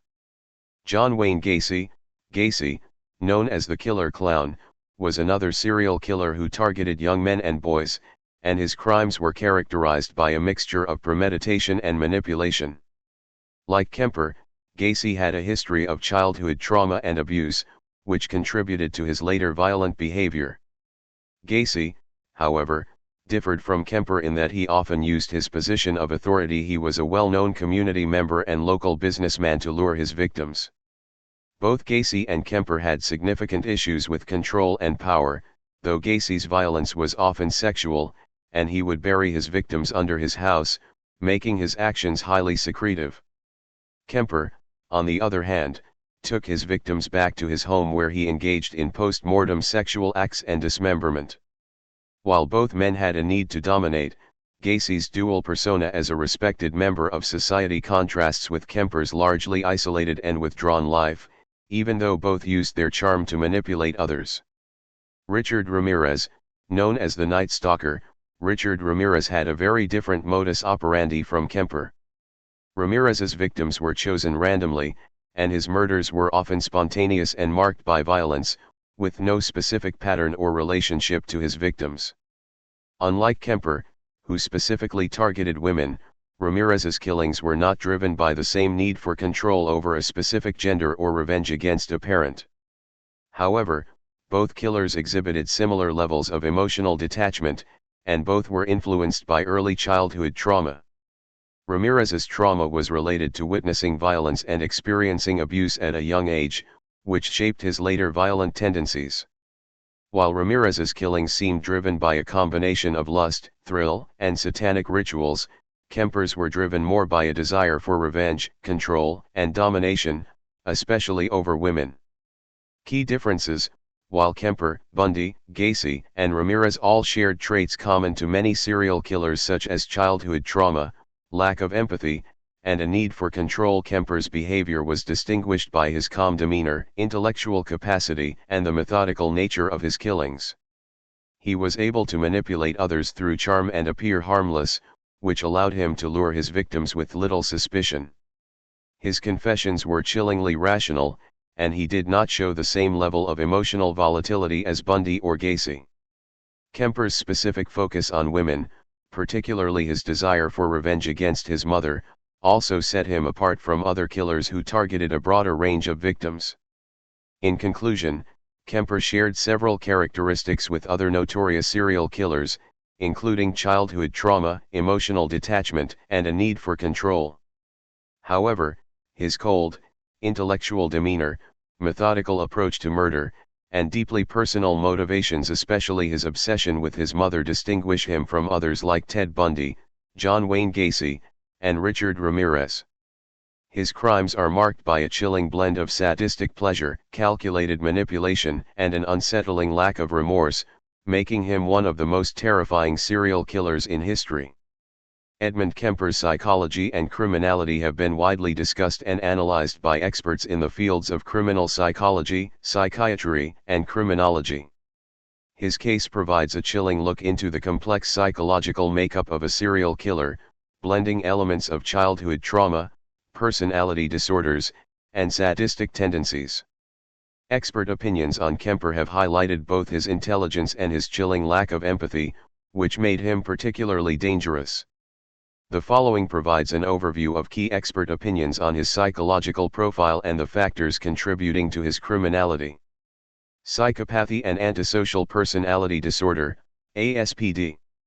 Kemper's case has been widely regarded as a textbook example of antisocial personality disorder, ASPD, a condition marked by a persistent pattern of disregard for the rights of others, deceit, manipulation, and lack of empathy. Psychiatrists have often pointed out that Kemper's complete lack of remorse, his ability to manipulate those around him, and his capacity for cold, calculated violence without emotional distress are all indicative of psychopathy, a related condition. Psychopathy is not officially recognized as a disorder in the DSM-5, Diagnostic and Statistical Manual of Mental Disorders, but many experts use the term interchangeably with ASPD. One of the key aspects of Kemper's psychopathy was his ability to blend into society and his skill in manipulating others. Despite his history of violence and the horrific nature of his crimes, he was able to appear calm, articulate, and even charming. Experts point out that Kemper's high intellectual ability, with an IQ of 145, allowed him to manipulate those around him, including his psychiatric evaluators, with relative ease. His calm demeanor during interviews and confessions was a key indicator of his psychopathic tendencies, as he appeared detached from the pain he inflicted and showed no signs of guilt or remorse. Sadism and need for control. Many experts have emphasized Kemper's sadistic tendencies and his need for control over his victims. His murders were not crimes of passion, rather, they were meticulously planned and executed in a way that allowed him to feel powerful and dominate his victims. Psychologists have pointed out that his acts of necrophilia and dismemberment were not only sexually driven but also deeply tied to his desire to assert control over his victims, particularly women. His killings were often accompanied by acts of humiliation and abuse, which reflected his need to degrade and exert power over those he viewed as weak or vulnerable. In particular, Kemper's murder of his mother, Clarnell, has been interpreted by experts as a deeply symbolic act of revenge. He had long harbored resentment toward her for her emotional abuse and harsh treatment. The fact that he decapitated her and engaged in post-mortem abuse was seen as a manifestation of his desire to regain power over the woman who had tormented him throughout his life. Childhood trauma and developmental factors. Experts agree that Kemper's childhood trauma played a significant role in shaping his criminal behavior. His early years were marked by emotional neglect, physical isolation, and verbal abuse by his mother, who constantly belittled and rejected him. Child psychologists have pointed out that Kemper's feelings of powerlessness and inadequacy, particularly his difficulty in forming relationships and his deep sense of being unloved, contributed to the development of his violent tendencies.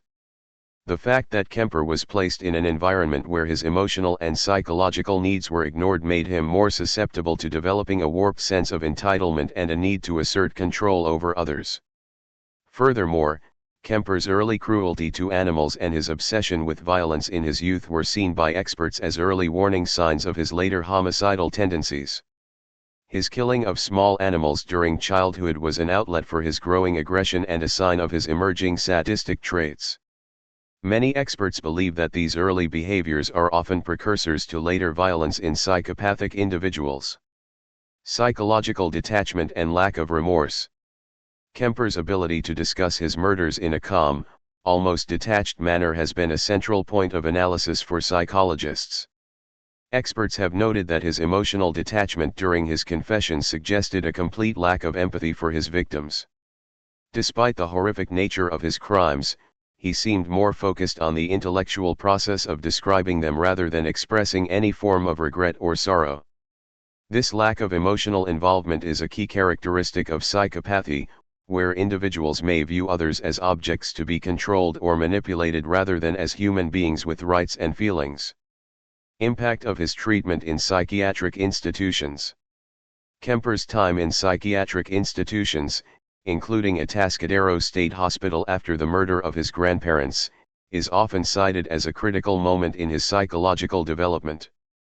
Experts have debated whether the treatment he received during his institutionalization was adequate or whether it contributed to his eventual release and subsequent killings.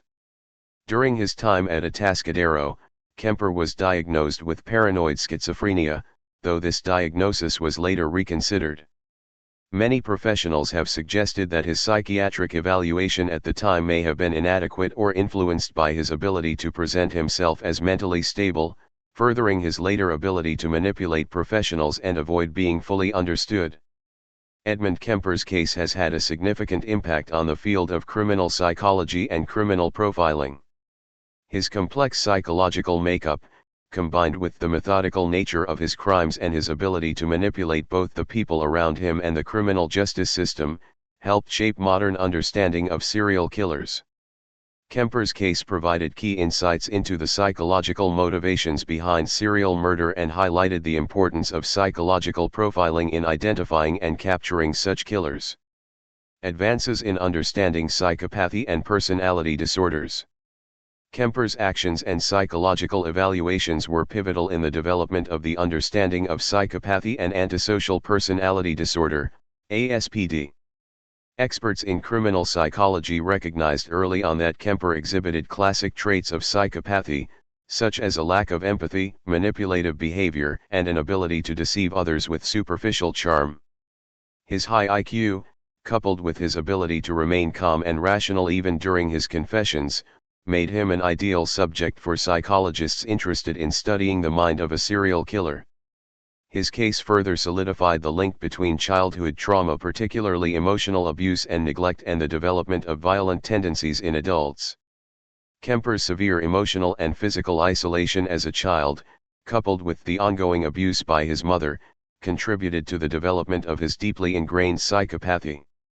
This insight reinforced the growing understanding within criminal psychology that traumatic childhood experiences could have lasting psychological effects, potentially leading to the emergence of violent behavior later in life.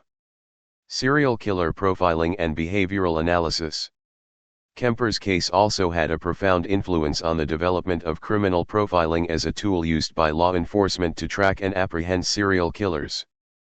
His methodical approach to his killings, carefully selecting victims, luring them into his car, and executing his murders with cold precision made him an ideal case study for early criminal profilers. His ability to control the situation, combined with his lack of emotional attachment to his victims, provided invaluable insight into the behavior of organized, or methodical, serial killers. One of the key features of Kemper's profile that helped law enforcement identify patterns in his behavior was his specific victim selection: young women, often hitchhikers, whom he would lure into his car before overpowering them. Profilers began to recognize the patterns of a typical serial killer's behavior: someone who would prey on vulnerable individuals, carefully plan the crime, and take pleasure in the act of killing. Kemper's crimes helped solidify the behavioral patterns associated with serial killers, contributing to a more nuanced understanding of the organized serial killer. Additionally, Kemper's case highlighted the importance of understanding the psychological motivations behind these murders. His personal relationship with his mother and his deep-seated anger toward women became central to understanding the roots of his violence. Profilers began to recognize that many serial killers had deeply personal motivations rooted in unresolved trauma, often directed at family members or individuals representing certain aspects of their abusers. The role of interviewing and confession in profiling. Kemper's willingness to participate in detailed interviews and confessions with law enforcement and psychologists also provided valuable lessons in criminal profiling. His calm, intellectual demeanor during his confessions was atypical of many serial killers, who often exhibit signs of guilt or rage when discussing their crimes. Kemper's ability to explain his motivations and the reasoning behind his actions allowed investigators to gain insight into the mind of a serial killer. His interviews became critical in shaping early investigative profiling techniques, as psychologists and profilers could analyze the language, rationalizations, and emotional detachment displayed by Kemper to refine the process of identifying and tracking serial killers. Kemper's case also influenced FBI Behavioral Science Unit, BSU, profiling techniques, which were later popularized through the work of agents like John Douglas and Robert Ressler. The BSU, which developed profiling methods for serial killers and violent offenders in the 1970s and 1980s, used Kemper's case as one of the seminal examples of how to understand and categorize the behavior of such criminals. Through these profiles, the FBI learned to predict the likely behaviors, backgrounds, and victim types of serial killers, ultimately helping law enforcement agencies across the country solve other high-profile cases. Kemper's influence on public perception of serial killers. Kemper's case also contributed to the growing public awareness and fascination with serial killers. His crimes and later confessions provided a disturbing portrait of the kind of psychological makeup that led to such extreme acts of violence. The details of his murders, particularly the brutal nature of his killings, his use of necrophilia, and his post-murder dismemberment of victims, captured the public's imagination and raised awareness about the psychology of serial offenders. This broader awareness led to greater interest in criminal psychology and contributed to more robust discussions about the social and psychological factors that can lead to such crimes. Moreover, Kemper's case emphasized the importance of understanding the psychological manipulation that many serial killers use to evade detection. His ability to appear harmless and blend into society, while secretly harboring dark and violent tendencies, illustrated how serial killers can maintain a facade of normalcy, which complicates the investigative process. Law enforcement began to recognize the importance of looking beyond outward appearances and focusing on behavioral patterns and psychological motivations in their investigations. Edmund Kemper has been the subject of extensive media coverage and depictions in books, documentaries, and TV shows, all of which have contributed to the public's fascination with his case. His chilling personality, the methodical nature of his murders, and his detailed confessions have made him a compelling figure for filmmakers, authors, and producers, leading to his portrayal in various forms of media. These depictions have not only helped keep his case in the public consciousness but also contributed to a broader understanding of criminal psychology, particularly with regard to serial killers. Books and biographies. Several books have been written about Kemper's life and crimes, which have helped provide deeper insights into his psychology and motivations. One of the most famous is Ed Kemper, The Co-Ed Killer by Jack Rosewood, which provides an in-depth account of his crimes and explores his psychological background. The book delves into Kemper's troubled childhood, his relationship with his mother, and the disturbing details of his murders, as well as his psychological evaluations. These books offer readers a chilling portrait of his life and motivations, often focusing on the deeper psychological and emotional factors that contributed to his violent behavior.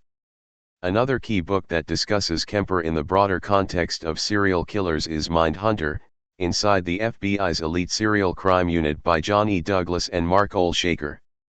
This nonfiction work explores the origins of criminal profiling and includes a chapter on Kemper's case.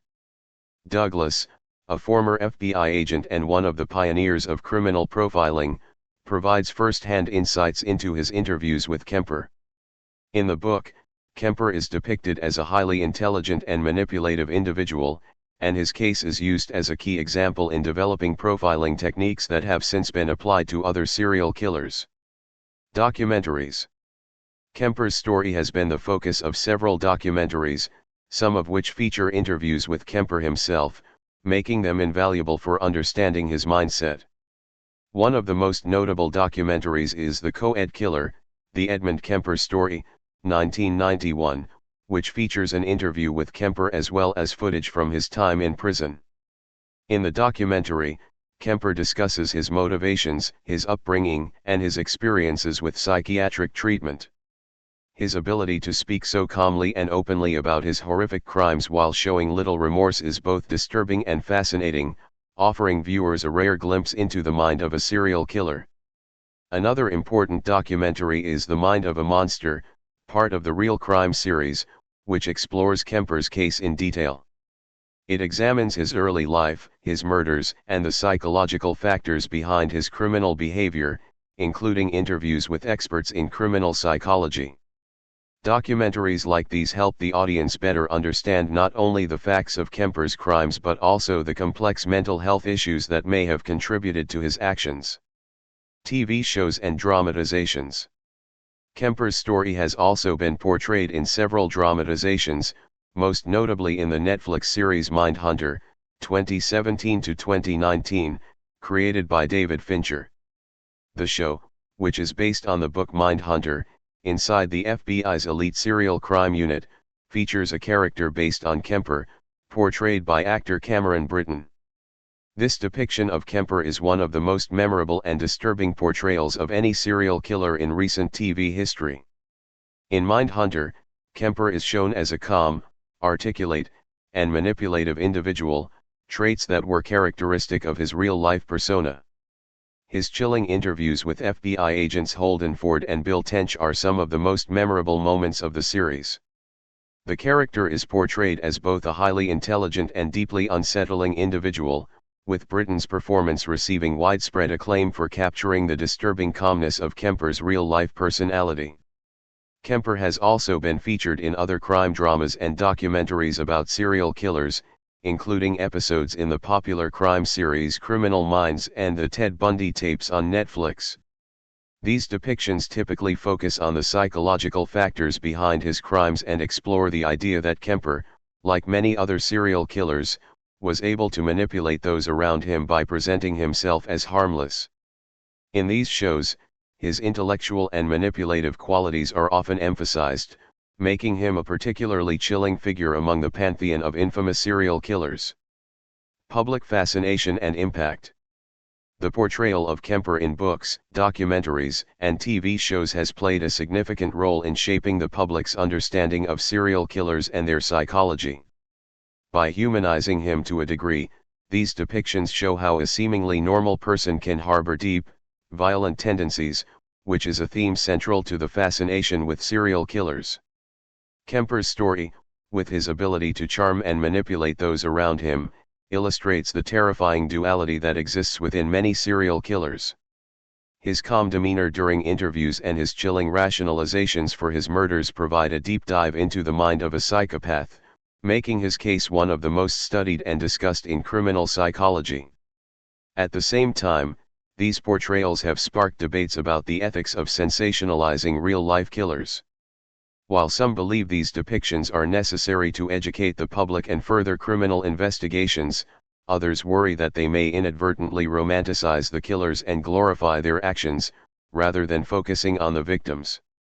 Regardless, Ed Kemper's story remains one of the most significant in the study of serial murder, and his impact on criminal psychology and the public's understanding of these cases continues to be felt through media portrayals. The public fascination with Ed Kemper and the co-ed killings has been profound and enduring, as his case is one of the most chilling and psychologically complex in the history of American serial murder.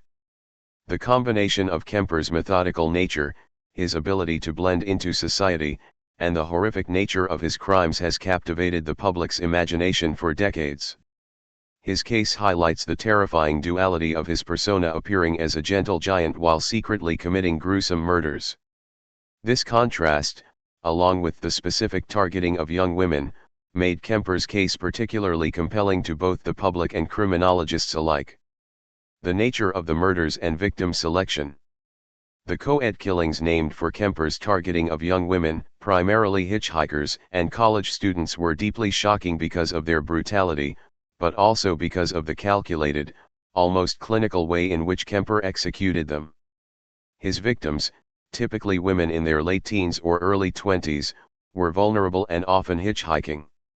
Kemper's charm and the guise of being a harmless, friendly man, combined with his towering size, 6 feet 9 inches, allowed him to gain their trust before overpowering them, often in isolated areas. The victims' profiles, being young, attractive women, and the way Kemper specifically chose them, made the case particularly compelling to the public. His actions seemed to embody a predatory and violent form of misogyny, which has fascinated and horrified people.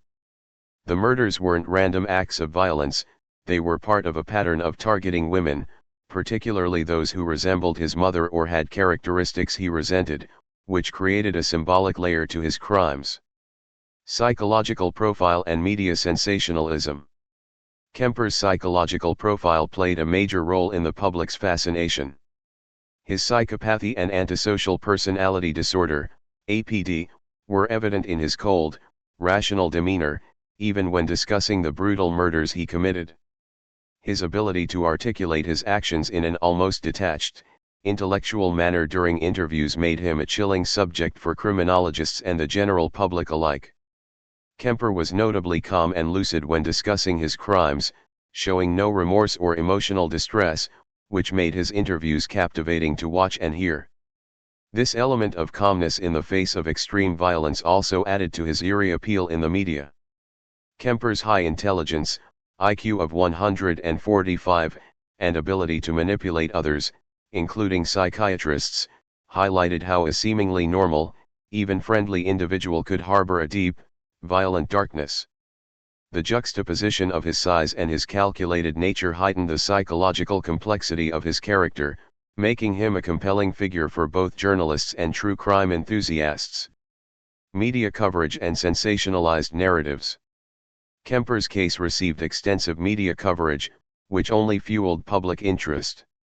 The co-ed killings were sensationalized in newspapers and television reports, portraying him as a monster who lurked in plain sight. The image of a friendly giant who could be both an intelligent, well-spoken man and a cold-blooded killer created a dichotomy that the media played up, increasing the intrigue surrounding his case.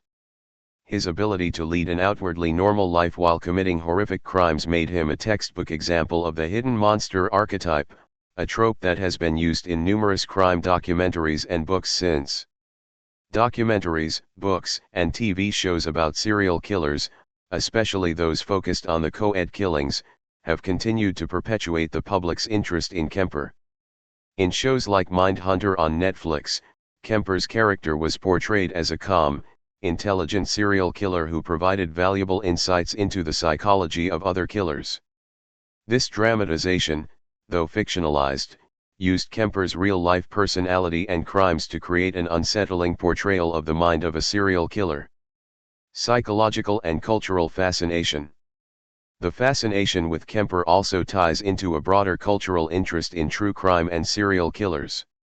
Many people are drawn to the psychological aspects of such cases, finding it both horrifying and fascinating to understand what drives individuals like Kemper to commit such extreme acts of violence. Experts and psychologists have continually revisited his case to understand how someone with his intelligence, charm, and outward normalcy could harbor such deeply disturbing impulses. This exploration of the why behind the crimes, paired with the inherent tension of trying to reconcile his seemingly harmless personality with his horrific actions, has captivated both academics and the general public. Kemper's story also contributes to the mythos of serial killers as both terrifying and fascinating figures in popular culture. Serial killers like Kemper occupy a paradoxical space in the public's imagination, both feared and sensationalized.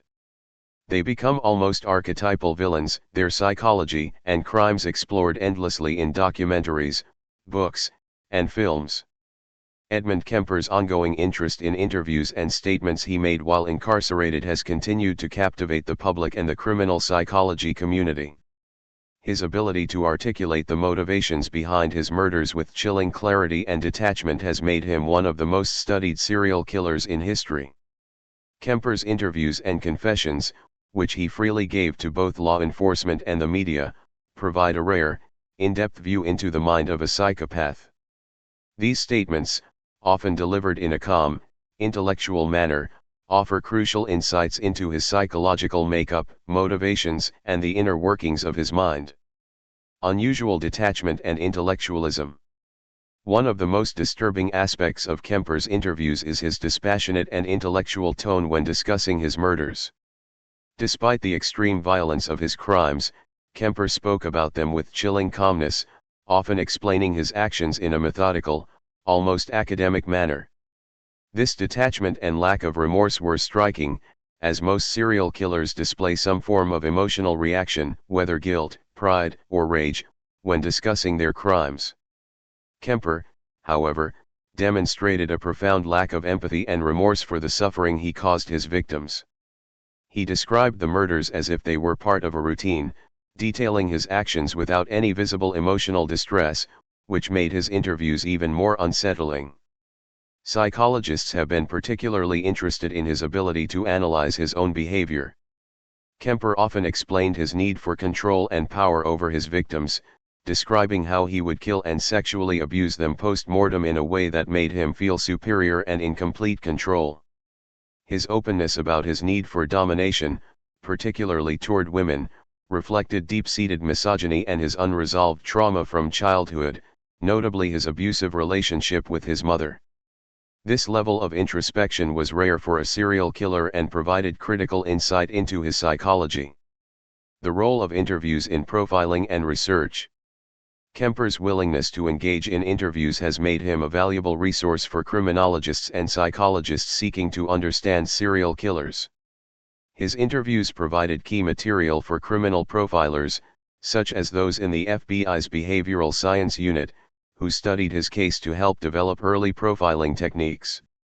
Kemper's behavior and statements, including his ability to manipulate and control conversations, were critical in teaching law enforcement about the patterns and characteristics of organized serial killers. His detailed confessions have also been used in academic studies and documentaries on serial killers. For instance, in interviews with investigators, Kemper gave extensive descriptions of how he lured his victims, how he chose them, and his methods of killing and disposal. These confessions allowed criminologists to identify the telltale signs of psychopathy, such as an overwhelming need for control, manipulation, and the ability to detach from human suffering. Cultural fascination and media appearances. Beyond the criminology field, Kemper's interviews continue to be a subject of cultural fascination. His statements have been featured in documentaries, podcasts, and even dramatized portrayals in TV shows like Netflix's Mindhunter, where his character is brought to life through interviews with FBI agents. The combination of his intellectualism, chilling calmness, and raw, unflinching honesty has made his interviews a critical part of public understanding of serial killers.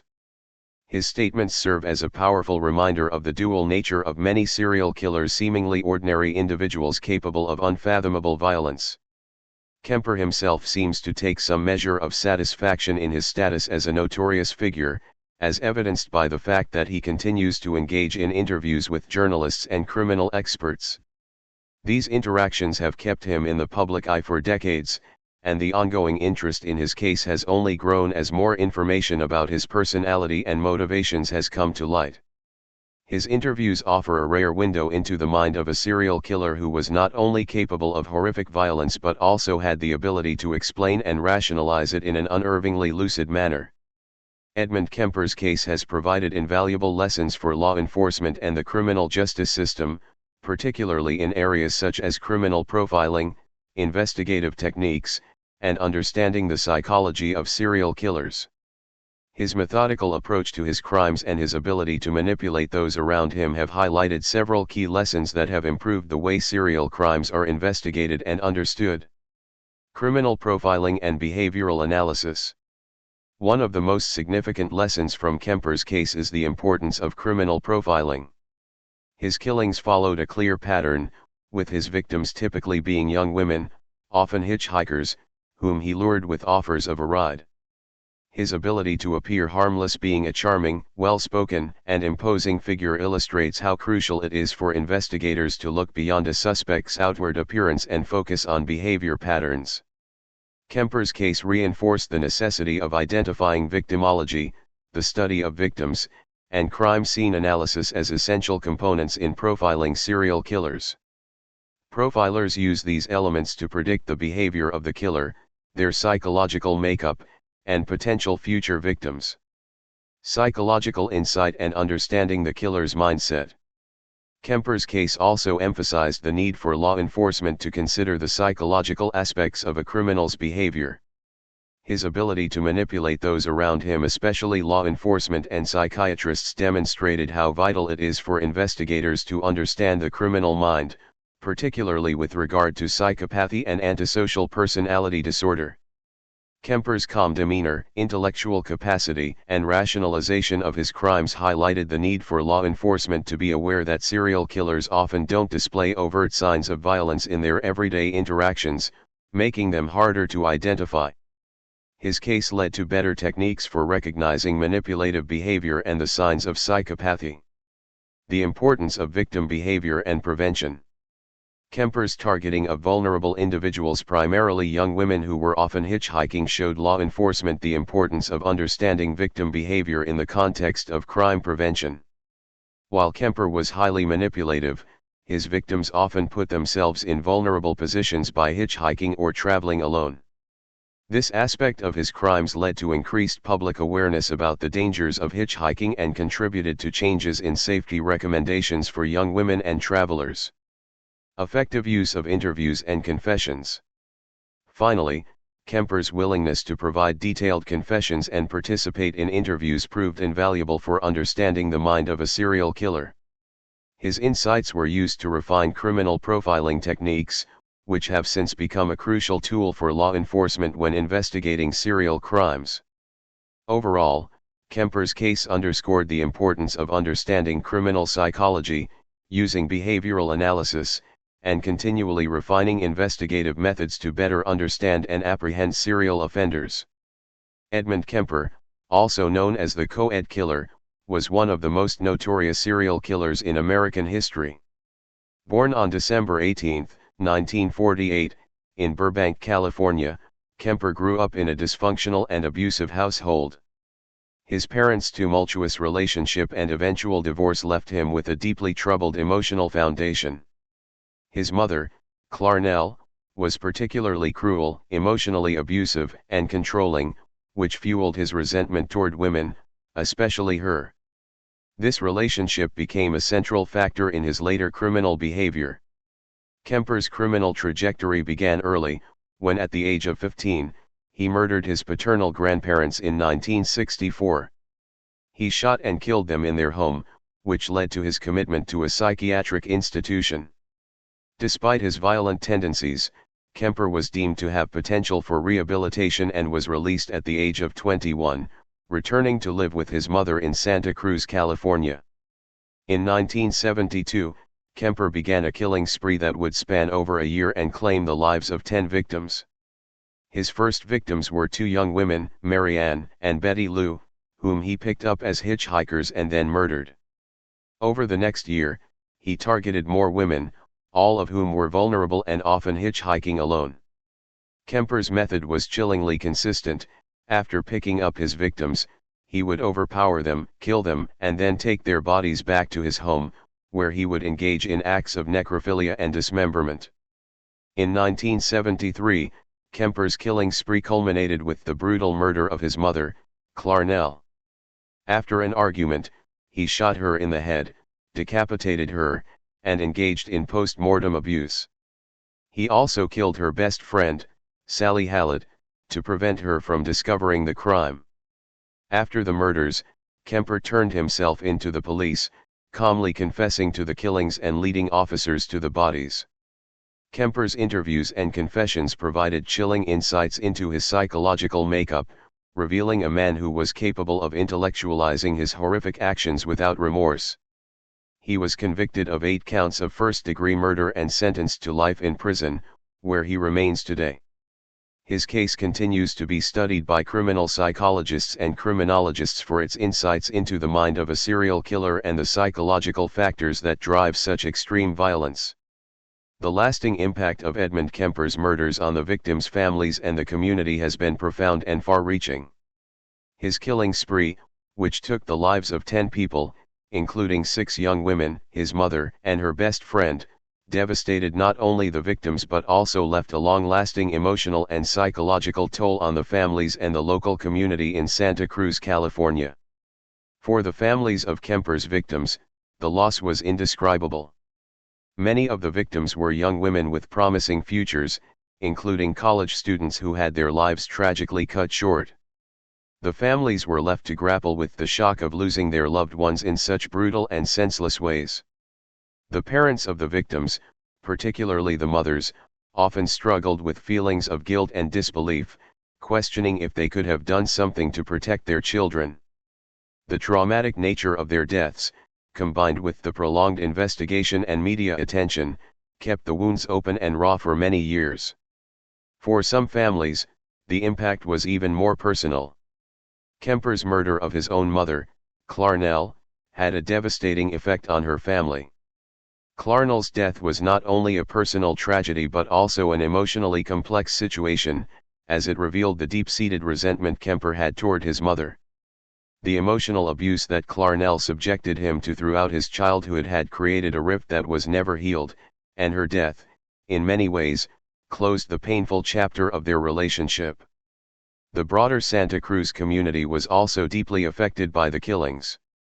Santa Cruz, a small college town at the time, had been known for its peaceful atmosphere. The sudden, brutal murders of young women rocked the town, and many residents lived in fear as the killings went unsolved for months. The psychological impact on the community was significant. People became wary of strangers, and parents began to warn their children, especially young women, about the dangers of hitchhiking and walking alone. Kemper's case also brought attention to the issue of serial murders in the U.S., and it became a point of discussion in the broader societal context. The fear and trauma experienced by the families and community highlighted the profound emotional toll violent crimes take on those left behind, underscoring the long-term psychological scars that remain even after the killer is caught and convicted. In summary, the victims' families and the Santa Cruz community endured lasting emotional pain from Kemper's murders. The impact went beyond the immediate tragedy of losing loved ones. It extended into the years of psychological trauma, social changes, and fear that lingered long after Kemper's conviction. Edmund Kemper's case provides a profound reflection on the complexities of human psychology, particularly in the context of violent criminal behavior. His combination of high intelligence, emotional manipulation, and chilling detachment from the suffering of his victims challenges traditional understandings of human nature and raises important questions about the origins of violence and psychopathy. One of the most striking aspects of Kemper's psychological profile is the intersection of childhood trauma and criminality.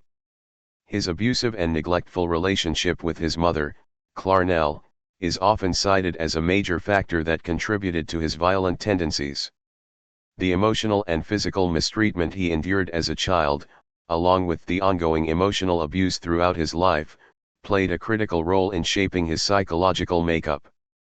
The intense resentment he harbored toward his mother culminated in his eventual decision to murder her, and this act can be seen as a violent attempt to reclaim control and exact revenge for the years of torment he had suffered.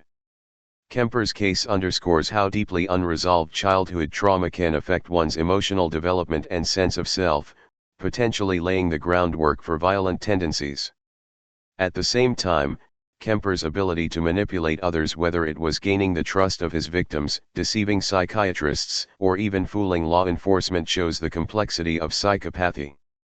His high intelligence and apparent ability to charm those around him highlight the dual nature of many individuals with antisocial tendencies.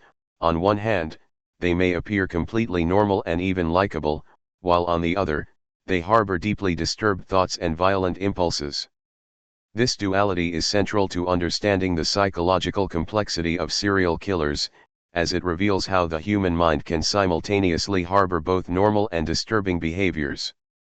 Kemper's ability to present himself as a harmless individual, while secretly planning and executing his murders, is a stark example of the complexities within psychopathy and antisocial behavior. Kemper's lack of remorse and emotional detachment also raises questions about the nature of empathy and moral reasoning. His ability to describe his killings in a calm, intellectual manner, without showing signs of guilt or distress, challenges our assumptions about human morality and emotional connection. His behavior forces us to reconsider what drives individuals to commit extreme acts of violence, and whether these actions are the result of biological, environmental, or psychological factors, or a combination of all three. In the end, Kemper's case highlights the difficulty in understanding the full range of human psychology. It challenges us to consider how a combination of nurture, nature, and personal choice can lead to the development of someone capable of extreme violence, and forces us to confront the complexities of empathy, morality, and human behavior. The case of Edmund Kemper underscores the critical importance of early intervention in addressing troubled individuals, particularly those exhibiting violent tendencies or signs of serious mental health issues. Kemper's childhood, marked by severe emotional abuse and neglect, played a pivotal role in shaping his criminal behavior as an adult. His early signs of antisocial behavior, such as cruelty to animals and emotional detachment, went largely unchecked and were not adequately addressed by mental health professionals, despite his disturbing actions.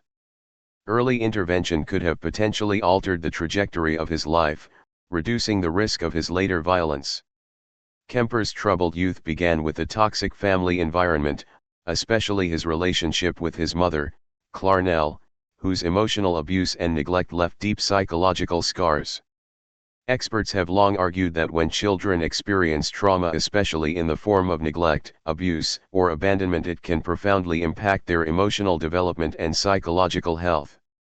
Early intervention in the form of therapy, counseling, or social services could have helped address the emotional and psychological issues Kemper was facing.